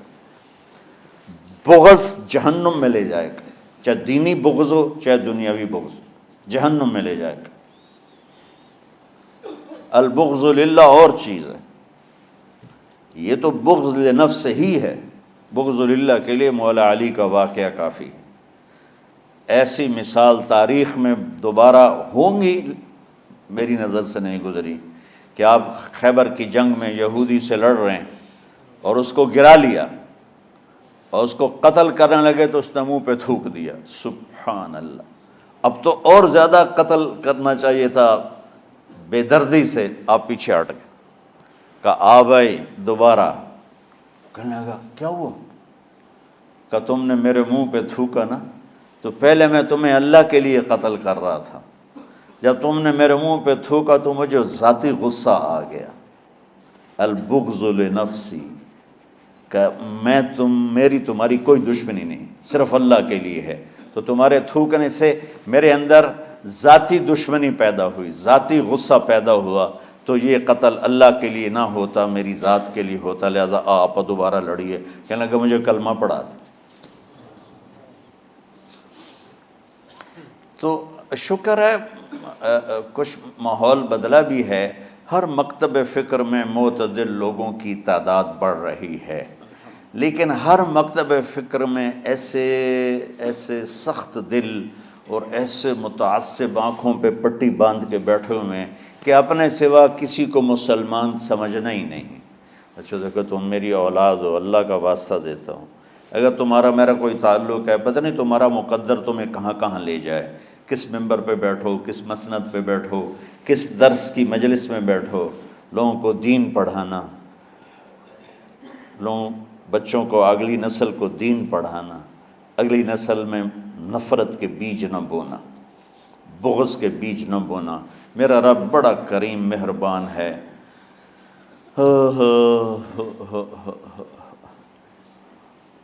جواد وسیم صاحب آتے رہتے ہیں نا، یہ تو ماشاءاللہ یہ بہت بڑے اداکار تھے اسٹیج کے۔ تو اسٹیج کی دنیا بڑی غافل دنیا ہے، ہر گناہ وہاں ہوتا ہے، ہر عیب وہاں ہوتا ہے۔ تو وہ ایک اپنے ساتھی کا بتا رہے تھے کہ جس کی ساری زندگی ہر عیب، ہر گناہ میں انتہا پر تھی، اور اسٹیج پہ ڈرامہ کرتے ہوئے ہارٹ اٹیک ہوا، یعنی کوئی گھر میں نہیں، کوئی مسجد میں نہیں، اسٹیج پر غفلت کی انتہا میں ہارٹ اٹیک ہوا۔ کم اٹھا کے پیچھے لے گئے تو انہوں نے زور زور سے کلمہ پڑھنا شروع کیا، اور کلمہ پڑھتے پڑھتے انتقال ہو گیا۔ تو جس شخص کی ساری زندگی ایسے عیبوں میں گزری کہ میں منہ پہ لاتے ہوئے شرماتا ہوں، وہ مرتے ہوئے کلمہ پڑھ رہا ہے، تو میرے رب کو کیا چیز پسند ہے؟ یہ مولانا شاہ صاحب کے بھائی کا واقعہ، تو ابھی کا واقعہ۔ تو اللہ کے واسطے نہ جنت کے ٹھیکیدار بنو، نہ دوزخ کے داروغہ بنو، بے چل واڑی جا سارے آنا۔ یہ اللہ کا کام ہے، کس کو جنت میں ڈالنا ہے، کس کو جہنم میں ڈالنا ہے۔ یغفر لمن یشاء ویعذب من یشاء۔ بس ایک اللہ نے کہا ہے کہ ان اللہ لا یغفر ان یشرک بہ، دیکھو میرے بندو میں شرک معاف نہیں کروں گا، ویغفر ما دون ذلک لمن یشاء، باقی جس کو چاہوں معاف کر دوں۔ تو کیوں؟ اب دورے کے بچے بیٹھے ہوئے ہیں، اب جانے والے ہیں چند دنوں میں، تو خاص طور پر ان کے لیے میں یہ پیغام دینا چاہتا ہوں کہ اللہ کے واسطے اگر اللہ تم سے دین کا کوئی کام لے تو دین پیش کرنا، مسلک پیش نہ کرنا، دین پیش کرنا۔ امت مسالک میں بٹی ہوئی ہے، مختلف ہر ایک کی ترجیحات ہیں۔ میں اپنی ترجیحات جو میں صحیح سمجھتا ہوں وہ میں آپ پہ لاگو نہ کروں۔ ایک مثال دے رہا ہوں کہ اس کی مثال کیا ہے کہ میں کہتا ہوں بچوں نماز پڑھو، ٹھیک، یہ تو ہے دین۔ میں کہتا ہوں دیکھو بچوں ہاتھ یہاں باندھنے ہیں، یہاں نہیں باندھنے ہیں، یا میں کہتا ہوں دیکھو ہاتھ یہاں باندھنے ہیں، یہاں نہیں باندھنے ہیں، اور آمین اونچی کہنی ہے، آمین اونچی نہیں کہنی، رفع یدین نہیں کرنا، رفع یدین کرنا ہے۔ یہ مسلک کی تبلیغ ہے، دین کی نہیں۔ ہر طرف، دونوں طرف صحیح احادیث موجود ہیں۔ میں نے اس کو لے لیا، مولوی سعید نے اس کو لے لیا، تو اس میں لڑائی کی کیا بات؟ تو امت مختلف مکاتب فکر میں بٹی ہوئی ہے۔ اللہ تمہیں توفیق دے تو دین پیش کرنا، مسلک کی تبلیغ نہ کرنا، دین کی تبلیغ کرنا۔ ہاں اپنے مسلک کو بتاؤ درس گاہ میں، ہم نے اپنا مسلک پڑھا درس گاہ میں، لیکن آپ کو عجیب بات بتاؤں، میں نے 7 سال رائمنڈ میں پڑھا، میں اللہ کی قسم اٹھا کے کہتا ہوں 7 سال میں ایک دفعہ ہمارے استادوں نے کسی مسلمان فرقے کے خلاف ہمیں نفرت نہیں دلائی، ایک سبق بھی مجھے یاد نہیں کہ ہمارے استادوں میں سے کسی نے چڑھائی کی ہو اہل حدیث پر، بریلویوں پر، شیعوں پر، کبھی بھی نہیں۔ ہمیشہ میں امت امت امت امت، اللہ نے وہ ہمارے دل میں گاڑ دی وہ بات۔ آگے میں جو نسل تیار کرنا چاہتا ہوں ایسی تیار کرنا چاہتا ہوں کہ اعتدال والی امت۔ ہاں شعبان کے اس لحاظ سے فضیلت ہے کہ میرے نبی شعبان میں روزے بہت رکھتے تھے، صرف 15 شعبان کی بات نہیں۔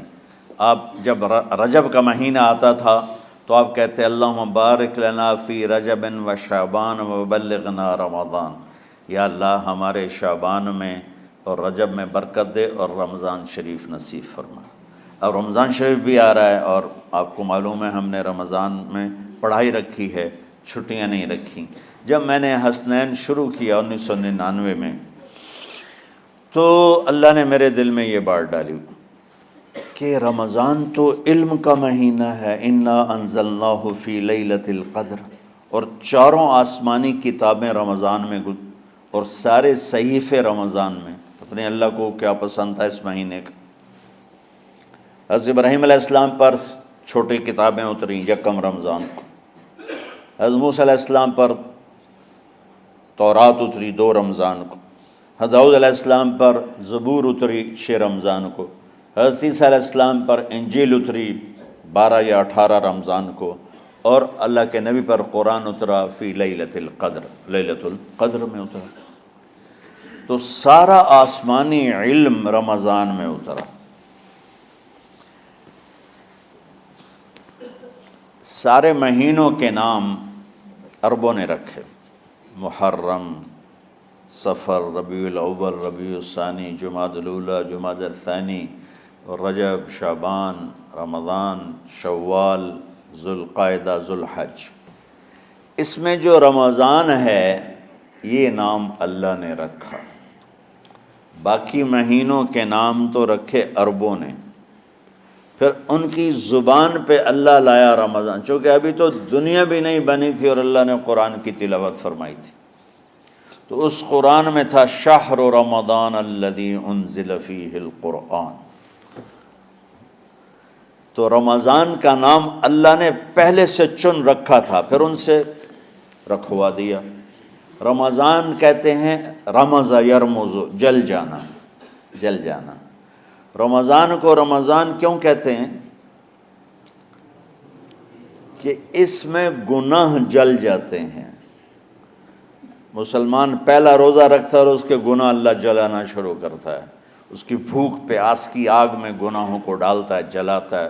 آخر 29 رمضان یا 30 رمضان آخری رات اللہ تعالیٰ اس کی پچھلے سال کے سارے گناہ معاف فرما دیتا ہے۔ تو اس کو اس سے تشبیہ دی گئی کہ جیسے جلنے سے چیز ختم ہو جاتی ہے، رمضان کے روزے کی بھوک اور پیاس کی تپش سے اللہ تعالیٰ پچھلے سال کے سارے گناہوں کو معاف فرما دیتا۔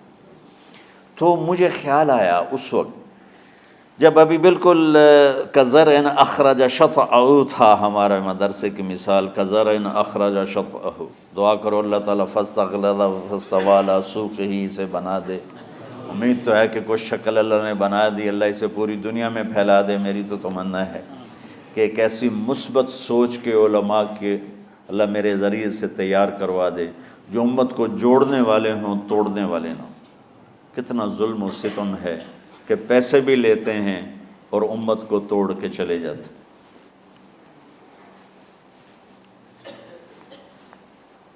میں نے ایک خطیب سے کہا تم یہ منفی تقریریں کیوں کرتے ہو، تم مثبت کیوں نہیں کرتے؟ تھوڑی چیزیں ہیں بتانے کے لیے لوگوں کو جس پر سارے مسائل، سچ بولو، کون سا مسئلہ کس کے خلاف کہے گا، محبت کرو، کس مسلک کے خلاف ہے یہ بات، ماں باپ کی خدمت کرو، رزق حلال کماؤ، شراب سے بچو، زنا سے بچو، جوئے سے بچو، سود سے بچو، رشوت سے بچو، جھوٹ سے بچو، ظلم سے بچو، ماں باپ کی نافرمانی سے بچو۔ یہ کتنی باتیں ہیں جو امت کو بتانے کی ضرورت۔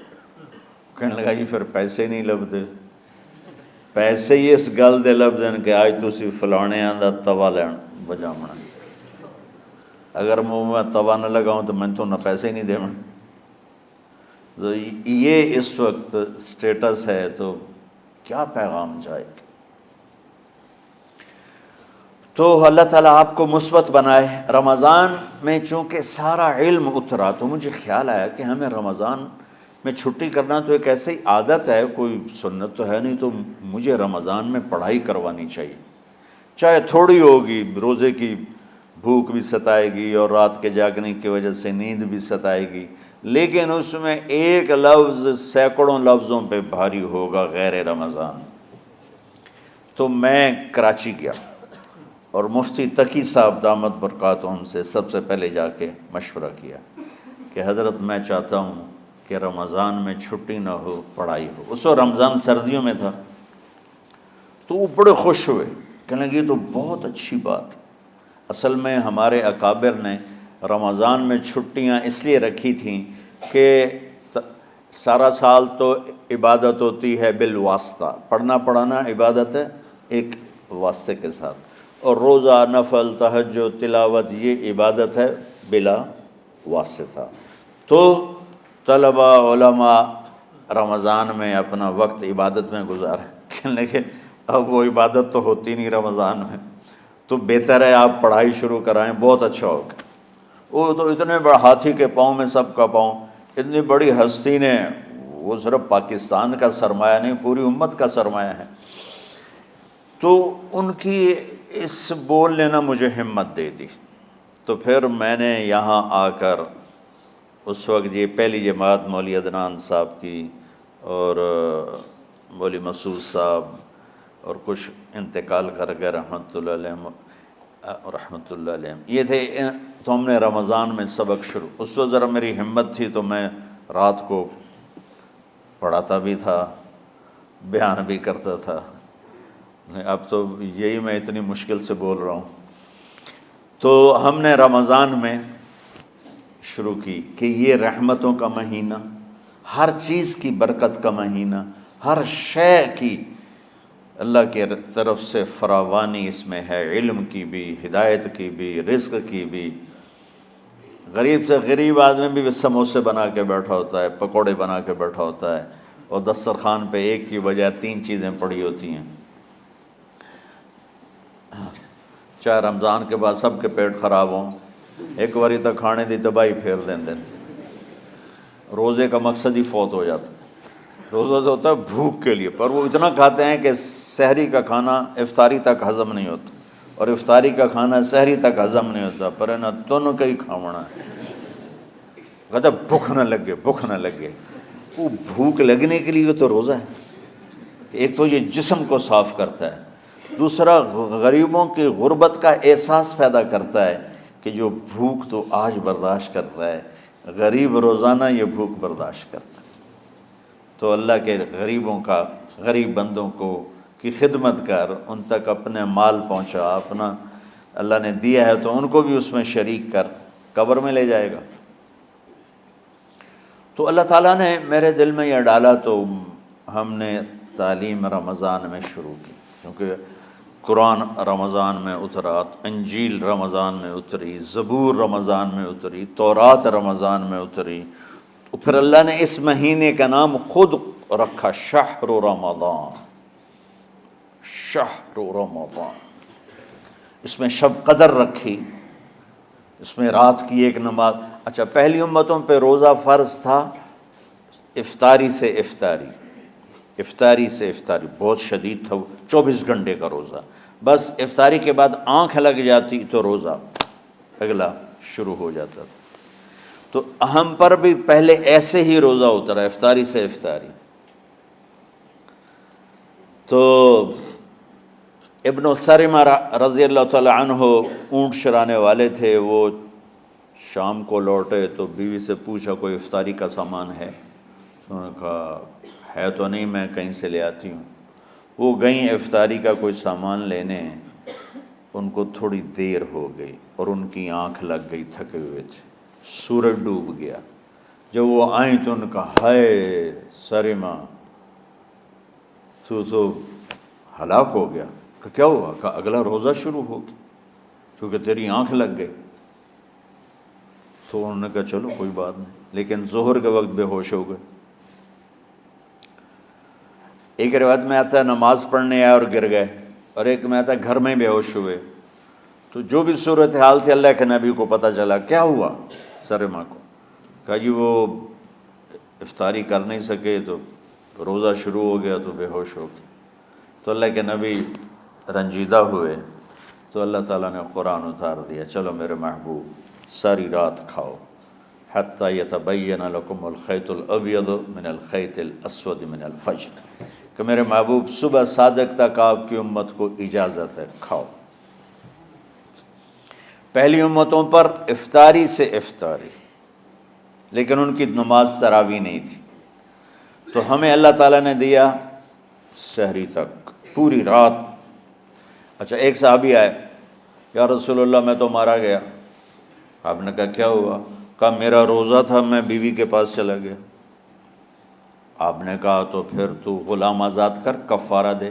کہا جی میں تو خود غریب آدمی ہوں، غلام کہاں سے آزاد کروں، خریدنا پڑے گا۔ آپ نے کہا 60 مسکینوں کو کھانا کھلا۔ کہ میں آپ مسکین ہیں، میں کینوں کھانا کھلاؤں؟ آپ نے فرمایا پھر آخری ہے کہ 60 روزے رکھ، مسلسل رکھنے ہوتے ہیں جو کفارے کے ہوتے ہیں۔ وہ کہنے لگا ایک روزے چاہے کم کیتا ہے، 60 روزے اج میں کی کروں گا؟ تو آپ نے فرمایا اچھا ٹھیک ہے بیٹھ جا۔ بیٹھ گئے۔ تھوڑی دیر ہوئی تو ایک انصاری صحابی کھجوروں کا ٹوکرا لے کر آیا کہ یا رسول اللہ یہ صدقے کی کھجوریں ہیں، تقسیم فرما دیں۔ تو آپ نے فرمایا بھائی وہ کدھر ہو؟ کہا جی بیٹھا ہوں۔ آپ نے کہا ادھر آ، یہ کھجوریں لے جا اور 60 گھروں میں تقسیم کر دے۔ سبحان اللہ، اللہ نے اس امت کو لاڈ لڈائے ہیں، یہ اللہ کی لاڈلی امت۔ عجیب واقعہ یہ۔ کہنے لگا یا رسول اللہ، اللہ کی قسم مدینے میں مجھ سے غریب کوئی نہیں، آپ ایسا کرو یہ میرا کفارہ مجھے ہی صدقہ کر دو۔ تو آپ اتنا ہنسے کہ یہ آخری دانت نظر آنے لگے۔ بہت کم ایسا ہوتا تھا فَضَحِكَ حَتَّى بَدَتْ نَوَاجِذُهُ، ایسا ہنسنا آپ کبھی کبھی ہنستے تھے کہ آخری دانت پورا منہ کھل جائے۔ تو آپ اتنا ہنسے کہ آخری دانت تک نظر آنے لگے۔ تو آپ نے کہا اچھا جا لے جا تیرے واسطے، لیکن یہ صرف تیرے لیے اور کسی کے لیے نہیں ہے۔ تو جب ایسی خیانت ہوئی تو اللہ تعالیٰ نے دوسرا حکم بھی اتار دیا کہ باشروہن، کہ تمہارے لیے بیوی بھی حلال ہے، کھانا بھی حلال ہے جب تک صبح صادق نہیں ہو جاتی۔ لیکن اللہ نے ہمیں ایک نماز عطا فرما دی جس کو ہم آج صلاۃ التراویح کہتے ہیں۔ میرے نبی کے زمانے میں اسے قیام اللیل کہا جاتا تھا۔ تراویح کا نام کب پڑا اس کا تو مجھے پتہ نہیں، کہیں نہ کہیں لکھا ہوگا، لیکن صحابہ کے دور میں اس نماز کا نام تھا قیام اللیل۔ اس لیے حضرت عائشہ رضی اللہ تعالیٰ عنہ کی روایت ہے نا، جس سے 8 رکعت والے حضرات استدلال کرتے ہیں کہ رمضان اور غیر رمضان میں اس کو امام بخاری نے قیام اللیل کا ہی عنوان دیا ہے۔ آپ نے 11 رکعت سے زیادہ نماز نہیں پڑھی۔ ایک ضعیف روایت میں ہے کہ آپ نے 3 دن پڑھائی نماز، یہ تو صحیح روایت ہے۔ کتنی رکعت پڑھائی؟ تو ایک ضعیف روایت میں ہے کہ 20 رکعت پڑھائی۔ اچھا، ضعیف روایت سے عبادت ثابت نہیں ہو سکتی حکم شرعی۔ تو جب حضرت عمر رضی اللہ تعالیٰ عنہ نے سب کو، اب میرے نبی کے دور میں 3 دن کے بعد آپ تو آئے نہیں کہ کہیں فرض نہ ہو جائے، تو صحابہ اپنے طور پر قرآن سنتے تھے ٹولیوں میں۔ صدیقی دور میں 2 سال وہ فتنوں میں گزرا، تو اس میں بھی اسی طرح چلا کہ ٹولیوں میں ہوتے تھے۔ حضرت عمر رضی اللہ عنہ کے زمانے میں حکومت مضبوط ہو گئی، طاقتور ہو گئے، تو ابتدائی سالوں میں نہیں، چند سالوں کے بعد اب مسجد میں تشریف لائے تو لوگ اس طرح کوئی 4 ادھر 4 ادھر 5 ادھر 10 ادھر 20 ادھر، تو کہنے لگے ان کو ایک امام پہ جمع کر دیا جائے تو کتنا اچھا ہوگا۔ تو آپ نے سب کو اکٹھا کیا اور ابی بن کعب رضی اللہ تعالیٰ عنہ کو امام بنایا اور سب کو ایک نماز پہ جمع کر کے 20 رکعت کا حکم عطا فرمایا۔ تو حضرت عمر کا یہ عمل اس حدیث کو مضبوط کر دیتا ہے کہ چونکہ میرے نبی نے کہا علیکم بسنتی و سنت الخلفاء الراشدین من بعدی، کہ میری اور میرے خلفاء راشدین کی سنت پر مضبوطی سے عمل کرنا۔ تو حضرت عمر کا جو 20 رکعت طے کرنا ہے، اگر ان کا اپنا اجتہاد ہے تو بھی ہمارے لیے عمل کے لیے کافی ہے، اور اگر ان کو یہ یاد ہے کہ میرے نبی نے 20 پڑھی تھیں تو اور زیادہ اچھی بات ہے۔ لیکن بہرحال جو 8 پڑھتا ہے ہمارا اس پہ بھی کوئی اعتراض نہیں، چونکہ وہ بھی حدیث کے ساتھ بات کرتا ہے، اور باقی پوری امت 20 پڑھتی ہے ان پر بھی اعتراض نہیں۔ میں ایک جگہ سے گزر رہا تھا، نماز کا وقت ہو گیا، اہل حدیث کی مسجد تھی، میں وہاں نماز پڑھنے چلا گیا تو ایک بہت بڑا اشتہار لکھا ہوا تھا 20 تراویح ثابت کرنے والے کو 5 لاکھ روپے انعام۔ کہ کس قدر بے وقوفی ہے اور کس قدر احمقانہ یہ امت کی باتیں ہیں کہ 20 تراویح، سینکڑوں سال سے امت کا عمل 20 تراویح آ رہا ہے۔ تراویح کا نام جو پڑھا مجھے یوں لگتا ہے کہ اہل مکہ، یعنی اہل مکہ جو تھے نا، وہ 4 تراویح پڑھ کے ایک طواف کرتے تھے، تو وہ آرام کے لیے ہوتا، ترویحہ آرام، تھوڑی دیر کا آرام، تو 4 تراویح کے بعد ایک طواف کرتے تھے۔ وہ چھوٹا سا طواف 10 منٹ میں ختم ہو جاتا تھا، اور پھر 4 تراویح پڑھتے تھے، پھر طواف کرتے تھے، پھر 4 پڑھتے تھے، پھر طواف کرتے تھے۔ یہ صحابہ کے تھوڑے بعد کے دور کی بات۔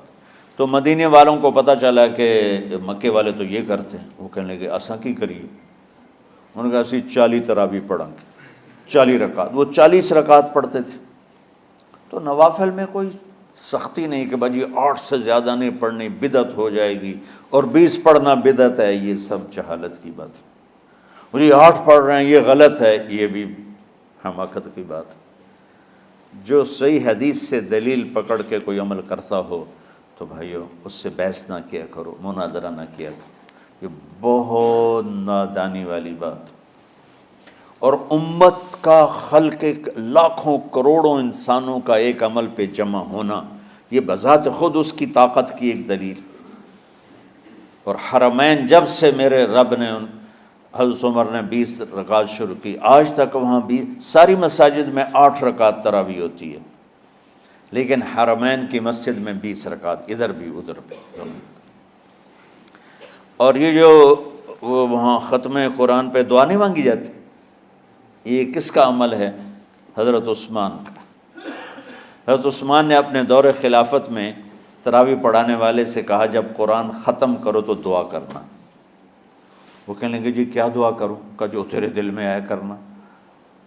تو ختم قرآن کی رات تراویح کی آخری رکعت میں من الجنت والناس کے بعد دعا کے لیے ہاتھ اٹھانا، یہ حضرت عثمان رضی اللہ تعالیٰ عنہ نے اس کو زندہ فرمایا۔ اور امام دعا کرتا تھا 1 منٹ 10 منٹ 20 منٹ جتنے بھی، اور پیچھے لوگ آمین کہتے تھے۔ وطر کی جماعت نہیں ہوتی تھی، وطر کو باجماعت حضرت مولا علی رضی اللہ تعالیٰ عنہ نے شروع کی کہ وطر کو بھی باجماعت پڑھا جائے۔ تو یہ ان کی سنت ہے کہ وطر کو باجماعت پڑھا گیا۔ تو اب یہ لہٰذا یہ سارے سنت جو کام ان خلفۂ راشدین سے ہوا وہ بھی سنت ہے۔ تو اللہ نے ہمیں ایک عبادت دے دی کہ میرا قرآن پڑھو اور سنو۔ پہلی امتوں کو تراویح کیوں نہیں تھی یا قیام اللیل کیوں نہیں تھا؟ کہ ان کو اپنی کتاب یاد ہی نہیں ہوتی تھی، وہ اپنی کتاب کے حافظ نہیں ہوتے تھے، وہ اپنی کتاب یاد ہی نہیں کر سکتے تھے، صرف نبی کو یاد ہوتی تھی۔ اللہ نے ہمارے لیے کتنا آسان کر دیا کہ 7 سال کے یہ چھوٹے چھوٹے بچے قرآن یاد کر رہے ہیں، 70 سال کا بوڑھا قرآن یاد کر رہا ہے۔ یہیں یہ مولوی یوسف صاحب کا ساتھی تھا، یا پتہ نہیں ان سے پہلے تھا، سلمان، مولوی سلمان، آج کل امریکہ میں ہوتے ہیں، ہماری ایک شاخ چلا رہے ہیں ماشاءاللہ۔ وہ شروع میں یہاں تھے، تو یہاں تراویح پڑھانے کے لیے ہمارے پاس حافظ کوئی نہیں تھا، وہ حافظ نہیں تھے، وہ صبح بیٹھ کے شام تک ایک سپارہ یاد کرتے اور رات عشاء کی نماز میں سنا دیتے۔ 30 دن میں قرآن یاد کر کے سنا دی۔ مطلب یہ سنی سنائی بات نہیں، ہمارے اسی حسنین، اسی ممبر اور محراب کی بات کہ یہیں اسی مسجد میں انہوں نے صبح سے مغرب تک یاد کرتے تھے اور پھر عشاء میں کھڑے ہو کے سنا دیتے تھے۔ پیچھے ہوتے تھے لقمہ کوئی دینے والا شاید، لیکن بہت خوبصورت پڑھ کے ایک دن میں یاد کر کے سنا دیا۔ اور ایک مجھے نام بھول گیا کہ 3 دن میں قرآن یاد کیا، 10 سپارے ایک دن میں یاد کیے، 10 دوسرے دن میں یاد کیے، 10 تیسرے دن میں یاد کیے۔ وَلَقَدْ يَسَّرْنَاهُ لِلذِّكْرِ وَلَقَدْ يَسَّرْنَا الْقُرْآنَ لِلذِّكْرِ فَهَلْ مِن مُدَّكِرٍ۔ تو اللہ تعالیٰ نے اس کو نصیحت کے لیے بھی آسان کیا ہے اور یاد کرنے کے لیے بھی آسان کیا ہے، کوئی کتاب پہلے یاد نہیں ہوتی تھی کسی کو. ماشاءاللہ تم میں کتنے حفاظ بیٹھے ہوئے اللہ کے فضل سے. اور جب میں ذرا ہمت میں تھا تو میں 3 دن میں قرآن سنتا تھا تراویح میں. 10 سپارے ایک رات میں، 10 سپارے اس سے اگلی 10 اس سے، پھر ہفتہ ہو گیا، پھر 10 دن ہو گئے، پھر اب 15 دن ہو گئے، اب 20 دن بھی ہو جاتے ہیں. شروع میں 3 دن میں. اور یہیں ہمارے مدرسے کے بچے جو مجھے سناتے تھے اور ماشاءاللہ کہیں نہیں اٹکتے تھے. ایک تو اسلام آباد میں ہوتا ہے اور ایک اب جنید ہے وہ امریکہ میں ہوتا ہے. تو اللہ تعالیٰ نے اس طرح اور ادھر اور کراچی میں اشعار لگے ہوتے ہیں 10 دن میں قرآن ختم، 1 ہفتے میں قرآن ختم. یہ وہاں اشتہار لگے ہوتے ہیں بھئی آپ ہمارے پاس آ کے تراویح پڑھیں، ہم ہفتے میں قرآن ختم کر دیں. ٹھیک ہے. تو اللہ نے ہمیں رات کی نماز عطا فرمائی، اور چونکہ یہ ایک مشقت ہے تو میرے نبی نے کہا یہ رات کی نماز کے ہر سجدے پر 1500 نیکی لکھی جاتی، 1500 نیکی لکھی جاتی. اور اللہ تعالیٰ ہر سجدے پر جنت میں ایک محل بناتا ہے جس کے 60,000 سونے چاندی کے دروازے ہوتے ہیں، اور ایک درخت اس کے لیے لگاتا ہے جس کے نیچے 100 سال گھوڑا دوڑ سکتا ہے. تو رمضان کا اہتمام آپ رجب سے شروع فرما دیتے تھے. میرے نبی نے 9 رمضان دیکھے، 9 رمضان اپنی زندگی میں، 9 رمضان. 10ویں رمضان سے پہلے آپ اللہ کے پاس تشریف لے گئے. آپ کی زندگی میں روزے فرض ہونے سے آپ کی وفات تک 9 رمضان گزرے. اور میں قربان جاؤں اپنے نبی پر، اپنی امت پہ کیسی شفقت تھی. آپ سحری کھاتے تھے بالکل آخری وقت، ادھر بلال اذان دے رہا ہے اور ادھر آپ آخری لقمہ کھا رہے ہیں، اور ادھر سورج نیچے ہوا اور آپ کھجور منہ میں. ایک آدمی اوپر کھڑا ہوتا تھا مدینے میں تو وہ چھت پہ، گھر کی چھت پہ کھڑا ہوتا تھا. سفر میں ہے تو وہ کسی پہاڑی پہ کھڑا ہوتا تھا. جو ہی سورج کا کنارہ نیچے جاتا اب فوراً وہ کہتا یا رسول اللہ قد غربت، تو آپ کھجور منہ میں ڈال لیتے تھے، یا پانی. کبھی پانی سے افطار فرماتے تھے، کبھی کھجور سے افطار فرماتے تھے کہ میری امت پہ بھوک کا وقت کم سے کم آئے. آج کل جو یہ ہمارے افطاری کے اوقات ہیں نا، یہ سورج ڈوبنے کے بھی 2-2.5 منٹ بعد کے ہیں کہ احتیاطاً. ٹھیک ہے چلو احتیاط کر لو، کوئی مسئلہ نہیں. لیکن اصل ہے ادھر چونکہ اب سورج ہمیں نظر ہی نہیں آتا ہے، اس طرح ہم گھرے ہوئے ہیں شہروں میں. دیہاتوں میں بھی اب اس طرح کا ماحول ہے کہ وہ نظر نہیں آتا ہے. تو بہتر کہ ادھر سورج غائب ہو، ادھر لقمہ منہ میں جائے.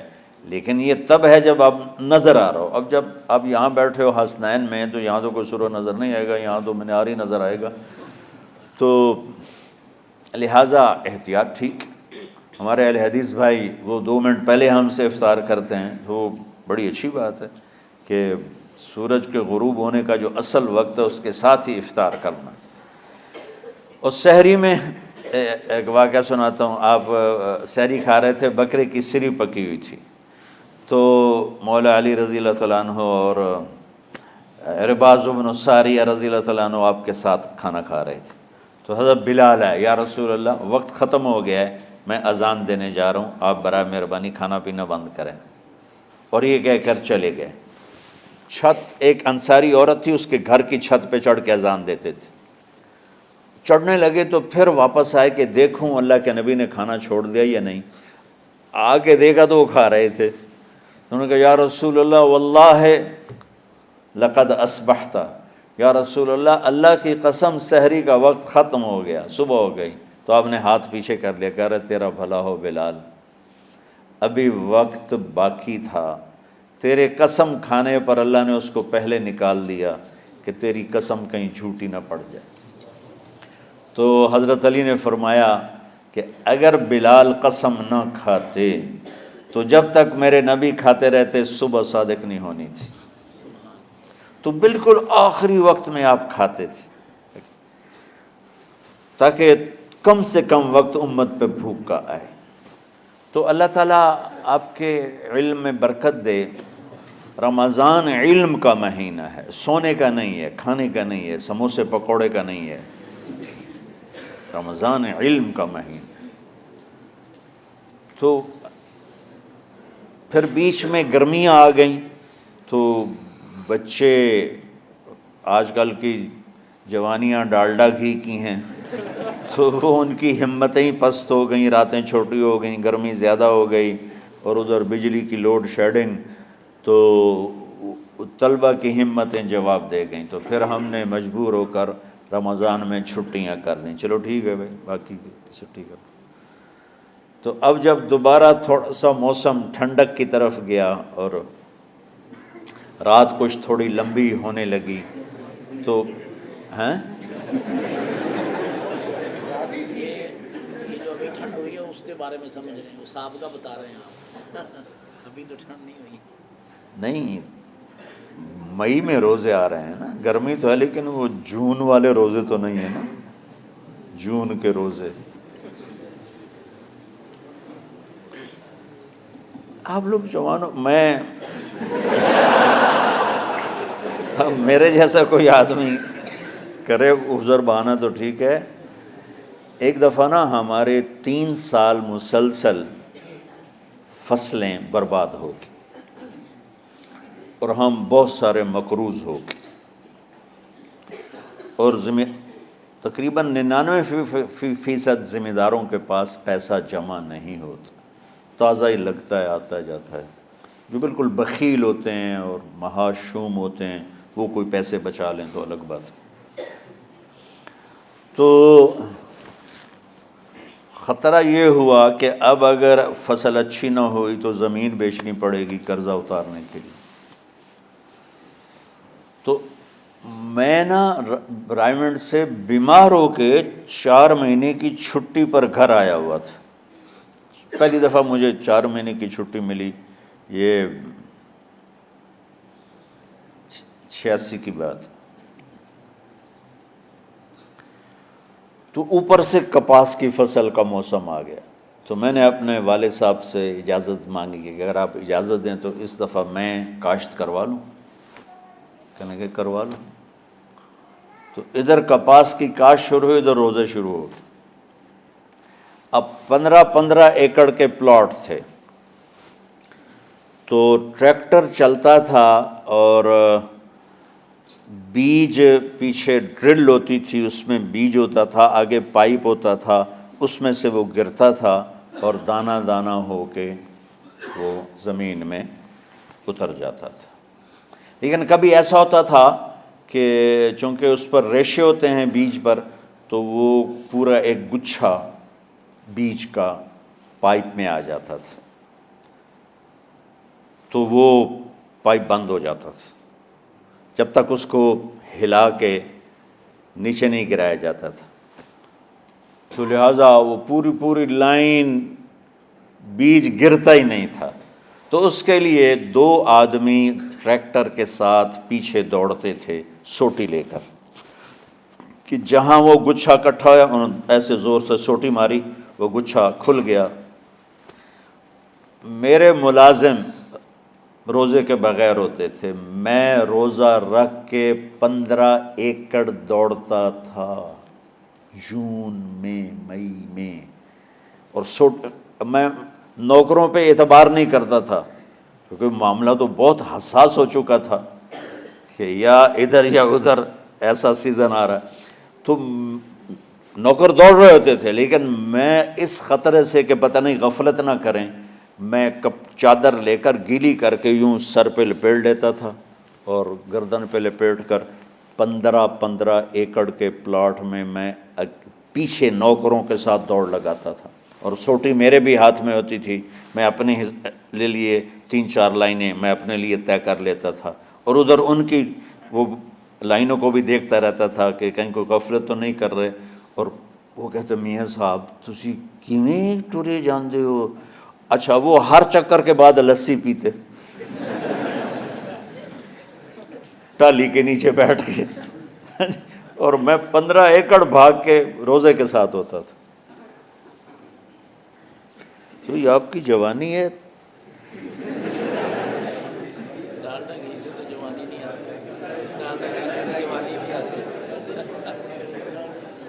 تو اللہ نے میرے جی میں ڈالا کہ اب دوبارہ، بلکہ تمہارے استادوں کے جی میں یہ بات آئی، مجھ سے تو صرف انہوں نے پوچھا کہ اب دوبارہ اس طرح کر دیں، تو میں نے کہا ضرور کر دو کہ رمضان میں دوبارہ تعلیم شروع ہو۔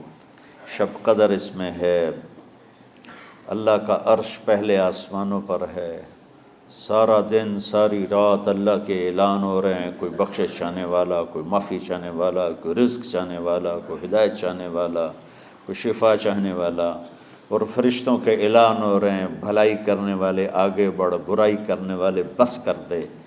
تو جو رحمت رمضان میں، میرے نبی نے فرمایا اگر میری امت کو پتہ چل جائے کہ رمضان کیا ہے تو یہ تمنا کریں گے کہ کاش سارا سال ہی رمضان ہوتا۔ تو بچوں، آپ خوش قسمت ہیں کہ آپ کا جو رمضان ہے وہ علم کی طلب میں ہے۔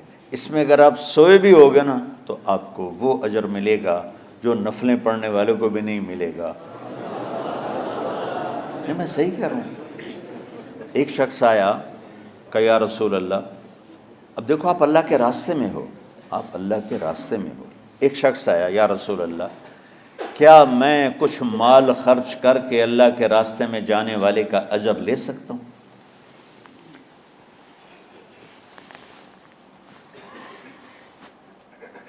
من خرج فی طلب العلم فہو فی سبیل اللہ۔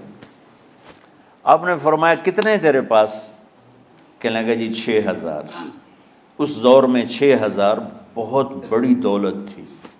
تو آپ نے اسے فرمایا کہ تو 6000 تو کچھ کہہ رہا ہے اور میں یہ کہہ رہا ہوں تو سارے بھی خرچ کر دے تو جو اللہ کے راستے میں سویا ہوا ہے اس کی نیند کے اجر کو بھی نہیں پا سکتے۔ تو آپ سب اللہ کے راستے میں، آپ طلب علم میں، میرے رب کی قسم آپ سوئے بھی ہوگے تو آپ کو وہ اجر مل رہا ہوگا جو مجھے گھر میں نفل پڑھنے پر بھی نہیں مل رہا ہوگا۔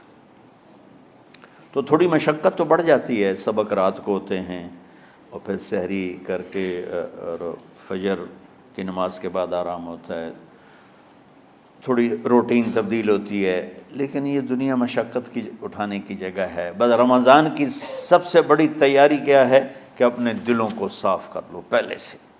شعبان کی سب سے بڑی تیاری کیا ہے کہ اپنے دلوں کو صاف کر لو، کہ جس دل میں نفرت ہو، بغض ہو، کسی کے لیے غصہ ہو، کسی کے لیے کیا کیا جذبے ہوں، دل صاف کرنا۔ ہمارے گھروں میں روزانہ جھاڑو ہوتا ہے، یہاں مدرسے میں روزانہ صفائی ہوتی کہ نہیں ہوتی؟ کیونکہ دنیا کی اصل گندگی ہے تو جھاڑو ہاتھ سے نہیں چھوٹ سکتا۔ حرم شریف میں دیکھا کیسے چاروں طرف خدام پھر رہے ہوتے ہیں برش لے کر۔ یہ تمہارے مولوی شاہد صاحب بھی ایک دفعہ وہاں خدام حجاج میں گئے تھے، میں نے ان کے ہاتھ میں برش دیکھا، وہی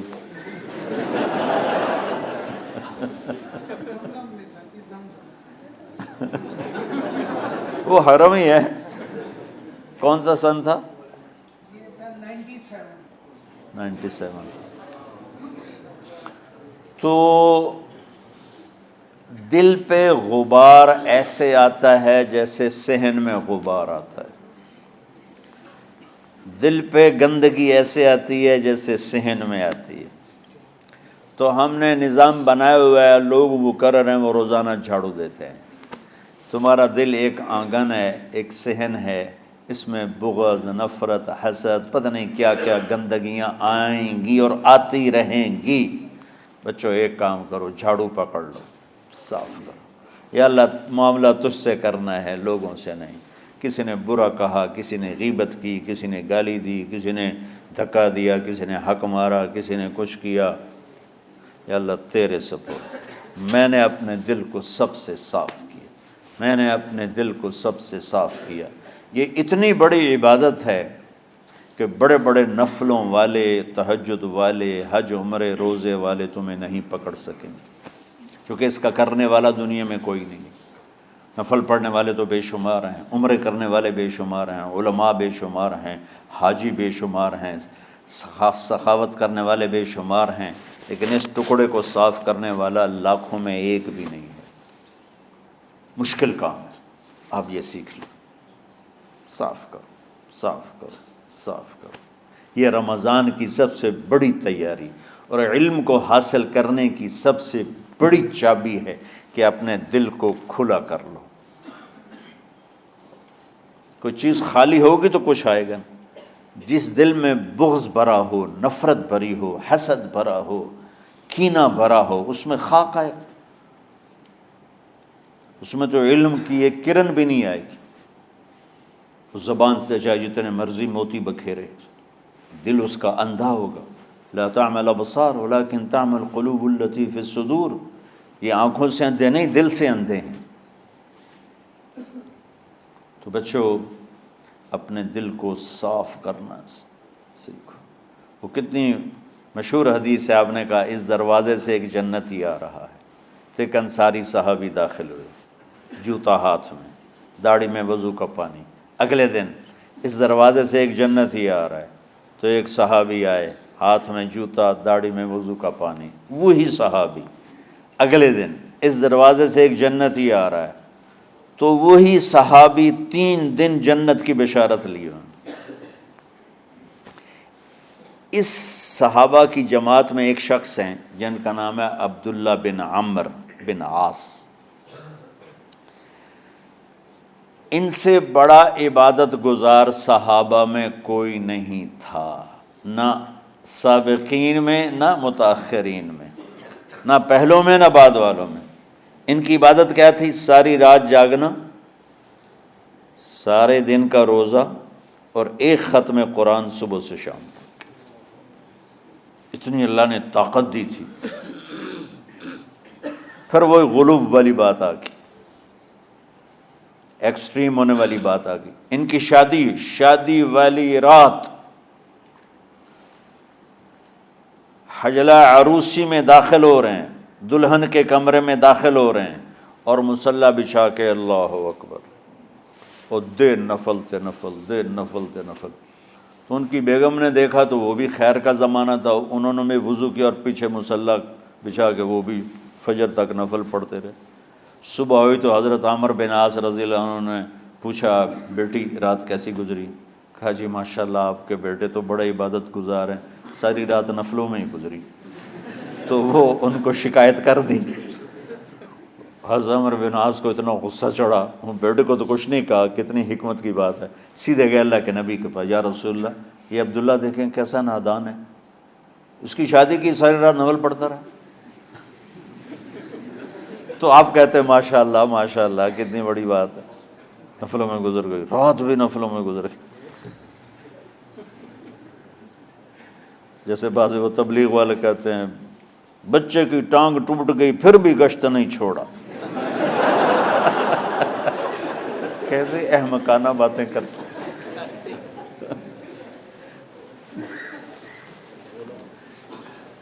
تو آپ نے حضرت عبداللہ بن عمر کو بلا کے ڈانٹا کہ تو نے مہینے میں 3 دن روزے رکھنے ہیں، بس اس سے زیادہ نہیں رکھنے، اور ہفتے میں 1 قرآن ختم کرنا ہے۔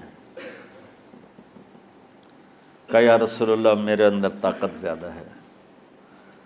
پھر اچھا 15 دن روزے رکھنے، کہ نہیں میرے اندر طاقت زیادہ ہے۔ آپ اس کو تھوڑا تھوڑا کر کے گھٹاتے رہے، اور وہ ہر دفعہ نہیں یا رسول اللہ میرے اندر طاقت زیادہ ہے۔ تو آخر میں آپ نے کہا اچھا چلو صوم داؤدی پہ آ جاؤ، 1 دن روزہ رکھو، 1 دن افطار کرو، اور 3 دن سے پہلے قرآن ختم نہیں کرنا۔ تو آپ نے اس کو پیچھے کیا۔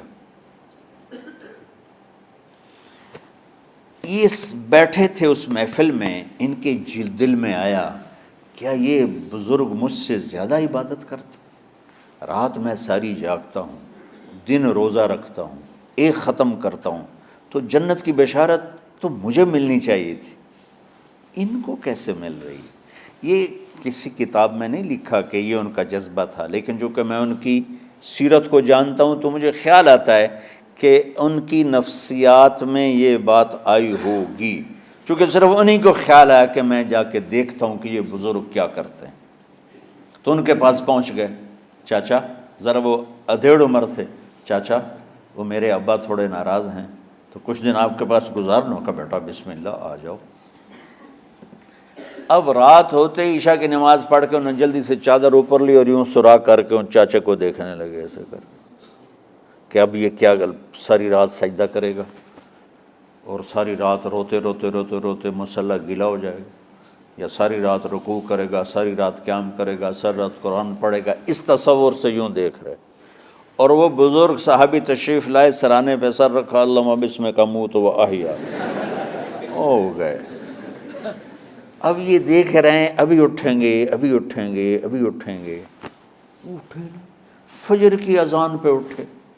اب یہ تو حیران پریشان ہو گئے کہ یہ کیا ہو؟ اس زمانے میں تو منافق تہجد نہیں چھوڑتے تھے ڈر کے مارے کہ پتہ نہ چل جائے ہمارے کفر کا، تو یہ چاچا جنت بھی لے گیا تو ستا بھی پیا کہ چلو کل دیکھوں گا۔ اگلی رات پھر چادر سر پہ کر کے اور یوں سوراخ کر کے لیٹے ہوئے اور دیکھ رہے۔ چاچا پھر تشریف لائے اور سرانے پہ سر رکھا، اللہم بسمک اموت و احیا، ہو گئے۔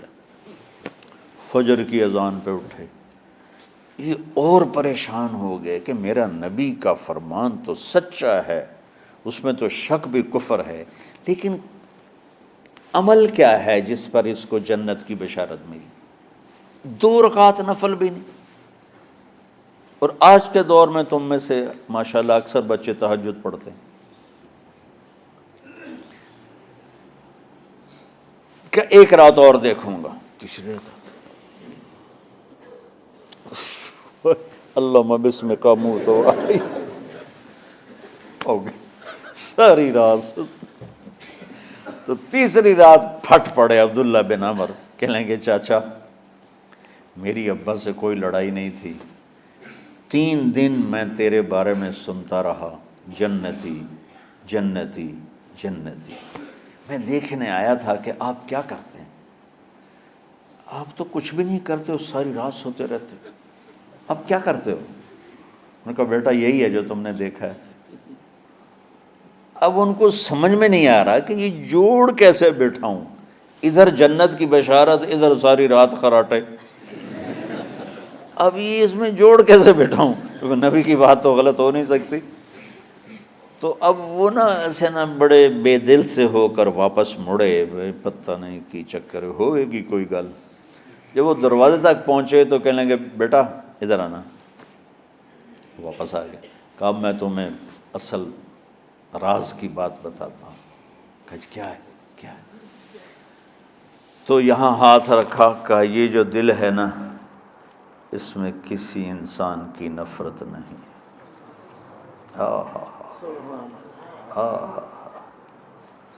اور جب اللہ کسی کو رزق دیتا ہے، عزت دیتا ہے، مجھے کبھی حسد نہیں ہوا، مجھے خوشی ہوتی۔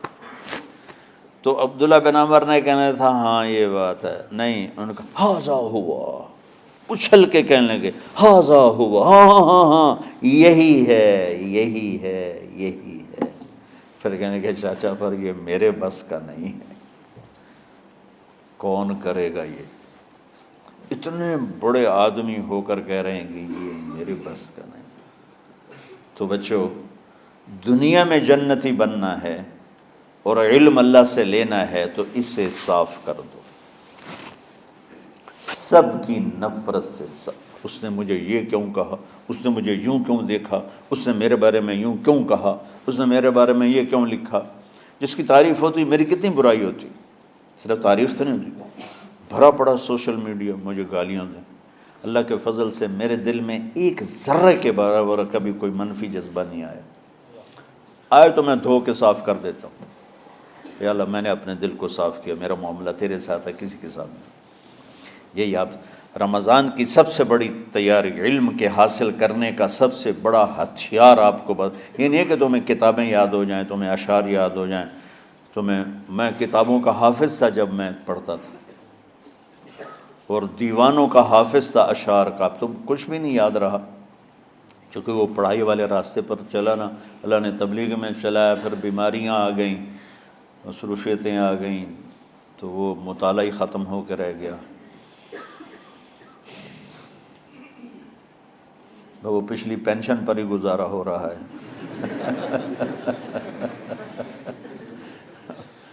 پڑھنے کی تو آج تمہاری برکت سے 2 گھنٹے ہو گئے، ورنہ میں ساری رات جاگا ہوں، نیند نہیں آ رہی، ساری رات 1 سیکنڈ نہیں سویا۔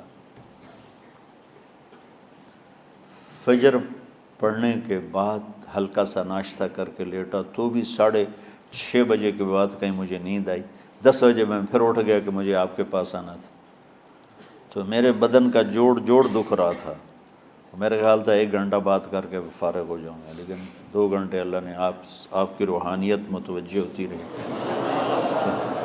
اس کی طفیل اللہ نے بات کہلوا دی۔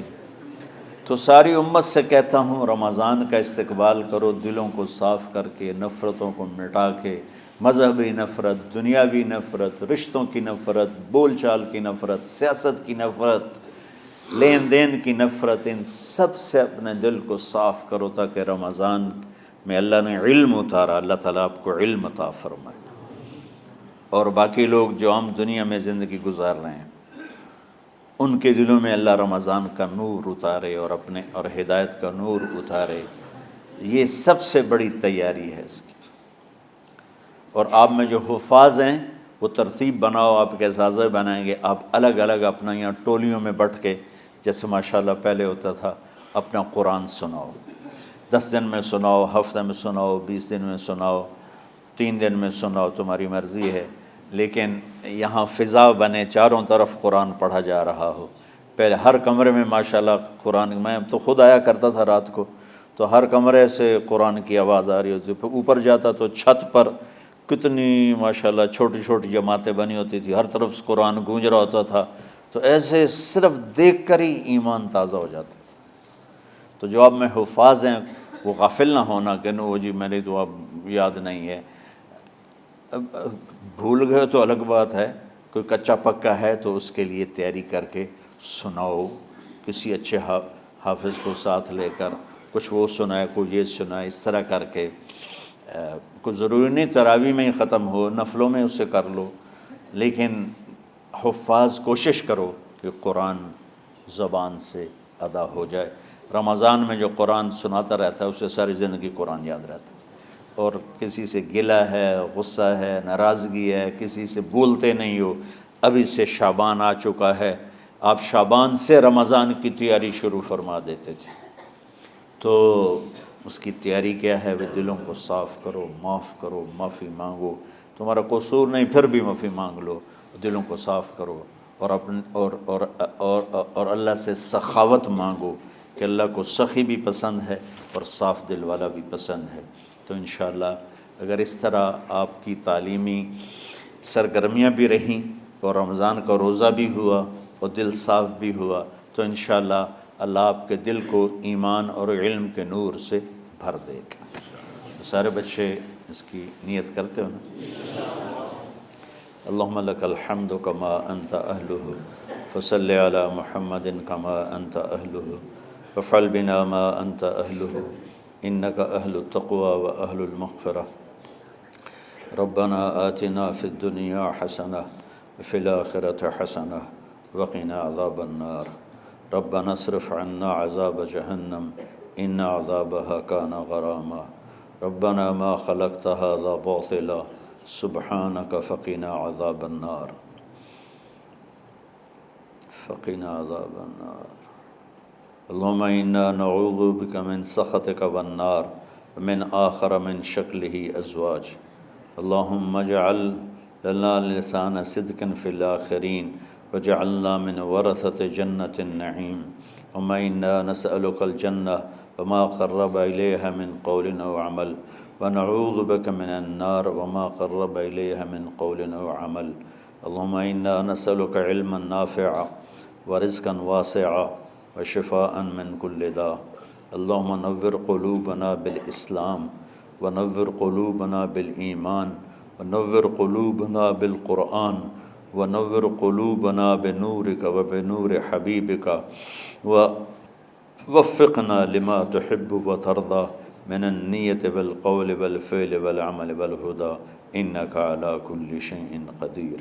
اللهم آت قلوبنا تقواها وزكها أنت خير من زكاها أنت وليها ومولاها.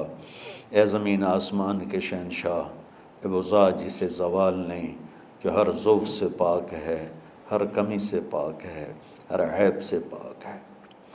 ہم تیرے ضعیف بندے، کمزور بندے، عیب دار بندے، گناہوں میں ڈوبے ہوئے بندے اور مختلف عوارض کا شکار تیرے بندے تیری بارگاہ میں جھولی پھیلاتے ہیں، ہاتھ پھیلاتے ہیں. تو واحد شہنشاہ ہے جس سے مانگو تو خوش ہوتا ہے، نہ مانگو تو ناراض ہوتا ہے. دنیا کے جتنے بادشاہ آئے یا ہیں یا آئیں گے، ان سے مانگا جائے تو وہ ناراض ہوتے ہیں، نہ مانگا جائے تو وہ خوش ہوتے ہیں. تو عجب شہنشاہ ہے میرے مولا، میں تیرے قربان جاؤں میرے مولا. میرا رواں رواں تجھ پر، تیرے حبیب پر قربان میرے مولا، کہ تو وہ بادشاہ ہے کہ تجھ سے نہ مانگا جائے تو ناراض ہو جاتا ہے، تجھ سے مانگا جائے تو خوش ہوتا ہے. ہمارا چہرہ تو نہیں ہے کچھ مانگنے کا، ہمارے ہاتھ تو نہیں ہیں پھیلانے کے، ہماری جھولی تو نہیں ہے پھیلانے کے قابل، کہ ہمارا وجود بھی گناہوں سے گندا ہے. ہماری آنکھیں، ہمارے کان، ہمارا دماغ، ہمارے دل، ہمارے ہاتھ، ہمارے جسم کا ایک ایک بال میرے رب غفلت میں، گناہوں میں جکڑا ہوا ہے. ہماری جھولی میں چھید ہیں، ہماری جھولی داغدار ہے. لیکن میرے مولا جائیں کہاں؟ تیری سوا کوئی جگہ ہے تو پھر بتا دے، تیری سوا کوئی اور ہے تو بتا دے. زمین و آسمان میں تو ہی ہے. وَهُوَ الَّذِي فِي السَّمَاءِ إِلَٰهٌ وَفِي الْأَرْضِ إِلَٰهٌ. زمینوں میں تیرا راج، آسمانوں پہ تیرا راج. لِلَّهِ الْمَشْرِقُ وَالْمَغْرِبُ فَأَيْنَمَا تُوَلُّوا فَثَمَّ وَجْهُ اللَّهِ.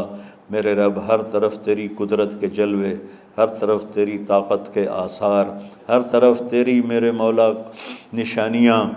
سنریہم آیاتنا فی الآفاق وفی انفسہم حتی یتبین لہم انہ الحق. میرے مولا ذرہ ذرہ تیری ذات پر دلالت کرتا ہے. ایک حقیر سی چونٹی بھی بتاتی ہے کہ تو ہے. صرف ہمالیہ پہاڑ نہیں بتاتا کہ تو ہے، صرف زمین آسمان سورج چاند ستارے نہیں بتاتے کہ تو ہے. تیری عزت کی قسم یہ چھوٹا سا مچھر بھی بتاتا ہے کہ اس کا بنانے والا کوئی بہت بڑا طاقتور ہے. اور ایک چونٹی چلتے ہوئے بتاتی ہے کہ اس کا بنانے والا کوئی بہت بڑا طاقتور ہے. میرے آقا، یہ سب بچے تیرے علم کی طلب میں آئے ہیں، اور یا اللہ یہ سب تیرے راستے میں ہیں. یا اللہ انی اتوسل بہم الیک، انی اتوسل بہم الیک، انی اتوسل بہم الیک. یا اللہ ان بچوں کی قربانی، ان کی طلب علم، ان کی راتوں کا اٹھنا، اس کے طفیل یا اللہ تو ہمارے سینوں کو علم کے لیے کھول دے. مجھے بھی اپنے خزانوں سے علم عطا فرما، ان بچوں کو، ان کے استادوں کو علم عطا فرما، اور علم نافع عطا فرما، علم شر سے حفاظت فرما. انہیں پوری امت کے لیے ہدایت کا ذریعہ بنا، پوری انسانیت کے لیے ہدایت کا ذریعہ بنا میرے مولا. اور پوری امت کی حفاظت فرما، اور ہمارے دیس کی حفاظت فرما. یا اللہ یہ دیس دشمنوں میں گھرا ہوا ہے، چاروں طرف سے یلغار ہے، اندر بھی باہر بھی، اور تیرے سوا کوئی حفیظ نہیں. تو ہی ہے جس نے آگ کو ٹھنڈا کیا حضرت ابراہیم پر، اور موسیٰ کے لیے علیہ السلام کے لیے سمندر کو پھاڑا، اور مچھلی کے پیٹ میں اپنے بندے یونس کو بچایا، اور چھری کے نیچے سے تو نے اسماعیل کو بچایا. میرے مولا تیری قدرتوں کی انتہا نہیں. یہ دیس تیرے نام پہ بنا تھا، لا الہ الا اللہ پہ بنا تھا. بنانے والوں کا نعرہ کانوں میں گونجتا ہے اور کتابوں میں پڑھتے ہیں، پاکستان کا مطلب کیا؟ لا الہ الا اللہ. یا اللہ اس پورے زمانے میں 2 ریاستیں تیرے نام پہ بنی، ایک مدینہ کی ریاست اور ایک پاکستان کی ریاست. لیکن میرے مولا ہم نے تیری اس نعمت کو بہت گندا کر دیا، غلیظ کر دیا، ظلم سے بھر دیا، قتل سے بھر دیا، چوری سے بھر دیا، ڈاکے سے بھر دیا، جوئے شراب زنا سے بھر دیا، نہ سود سے بھر دیا، کھوٹ سے بھر دیا. بددیانتی سے بھر دیا، ماں باپ کی نافرمانی سے اسے گندا کر دیا، ظلم و ستم، گالی گلوچ سے، نمازیں چھوڑ کر، روزے چھوڑ کر، یا اللہ۔ لیکن اس کے باوجود وہ لوگ جنہوں نے اس کے لیے قربانیاں دی تھیں، وہ 6 لاکھ انسان ذبح ہوئے تھے، وہ سارے مخلص تھے، ان کا خون تیرے نام پہ بہا تھا۔ ان کی طفیل میرے مولا اس ملک کی حفاظت فرما، اس کے حکمرانوں کی، اس کے تاجروں کی، اس کی فوج کی، اس کی پولیس کی، اس کے تمام سرکاری محکموں کی اور تمام دنیاوی محکموں کی اور تمام یا غیر سرکاری محکموں کی اور بازاروں کی اور کھیتوں کی، دیہاتوں کی، شہروں کی، چاروں صوبوں کی حفاظت فرما۔ یا اللہ اپنے خزانوں سے تو رزق کے دروازے کھول۔ ہمارا ملک پانی کی کمی کا شکار ہو رہا ہے، ہمیں وافر پانی عطا فرما۔ ہمارے اسباب و وسائل میں بہت کمی آ رہی میرے مولا، اپنی قدرت سے اپنے اس ملک کے لیے رزق کا، ہدایت کا دروازہ کشادہ فرما۔ یا اللہ جو اس کی دشمنی کرنے والے ہیں ان کو بھی ہدایت نصیب فرما، اور اگر ان کے مقدر میں ہدایت نہیں تو ان کے شر سے اس کی حفاظت فرما۔ جتنے مدارس ہیں، جتنی خانقاہیں ہیں، جتنے تبلیغی مراکز ہیں، جتنے حفظ کے مکاتب ہیں، ان سب کی حفاظت فرما۔ علماء اہل حق کی حفاظت فرما، علماء اہل حق کی حفاظت فرما۔ یا اللہ صالحین کی حفاظت فرما۔ یا اللہ احفظنا من بین ایدینا ومن خلفنا وعن ایماننا وعن شمائلنا ومن فوقنا ونعوذ بعظمتك من ان نغتال من تحتنا۔ اللهم انا نعوذ بك من الاغتيال، اللهم انا نعوذ بك من ان نغتال من تحتنا۔ اللهم احفظنا من كل بلاء، اللهم احفظنا من كل شر ومن كل بلاء وعافنا من كل شر ومن كل بلاء۔ یا اللہ تو پوری امت پہ کرم فرما، رحم فرما۔ یا اللہ پوری امت کا کہ خون کی، عزت کی، جان کی، مال کی، بچوں کی، بچیوں کی، عزتوں کی حفاظت فرما۔ پوری دنیا کے کفر کو ہدایت دے دے، پوری دنیا کے غیر مسلموں کو ایمان دے دے، امریکہ والوں کو ہدایت دے دے، افریقہ والوں کو ہدایت دے دے، یورپ والوں کو ہدایت دے دے، ایشیا والوں کو ہدایت دے دے، آسٹریلیا والوں کو ہدایت دے دے۔ جو تجھے نہیں پہچانتے انہیں اپنی پہچان کرا دے، ہمیں تو ذریعہ بنا لے ان تک اپنا پیغام پہنچانے کا اور تیرا تعارف کروانے کا۔ تو ہماری زندگی اس کے لیے قبول فرما لے، ان بچوں کو قبول فرما لے، انہیں ہدایت کے چراغ بنا، ہدایت کے سورج بنا، ان کو، ان کے والدین کو دنیا اور آخرت کی ہر خیر نصیب فرما۔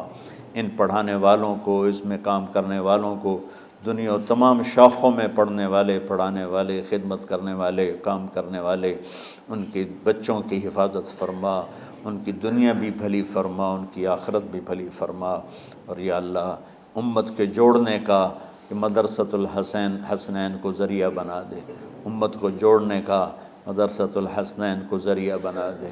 یا اللہ جو ایمان پہ تیری بارگاہ میں پہنچ گئے ان کے درجے بلند فرما، ان کی قبریں روشن فرما۔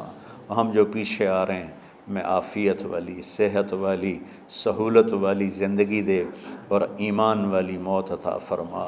یا اللہ امراض والی موت سے بچا، ہسپتالوں والی موت سے بچا، اغتیال والی موت سے بچا، عافیت سلامتی والی ایمان کے ساتھ، اپنی رضا کے ساتھ ہماری واپسی یا اللہ مقدر فرما۔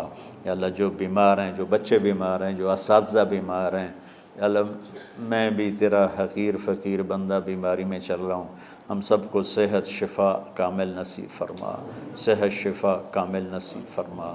یا اللہ صحت شفا کامل نصیب فرما۔ یہ جو نکاح ہوا ہے ان میں بھی یا اللہ جان بین میں برکت نصیب فرما اور محبت نصیب فرما۔ یا اللہ ہم سب سے راضی ہو جا۔ توفنا مسلمین والحقنا بالصالحین غیر خزایا ولا مفتونین انک علی کل شیء قدیر۔ ربنا آتنا فی الدنیا حسنہ وفی الآخرۃ حسنہ وقنا عذاب النار۔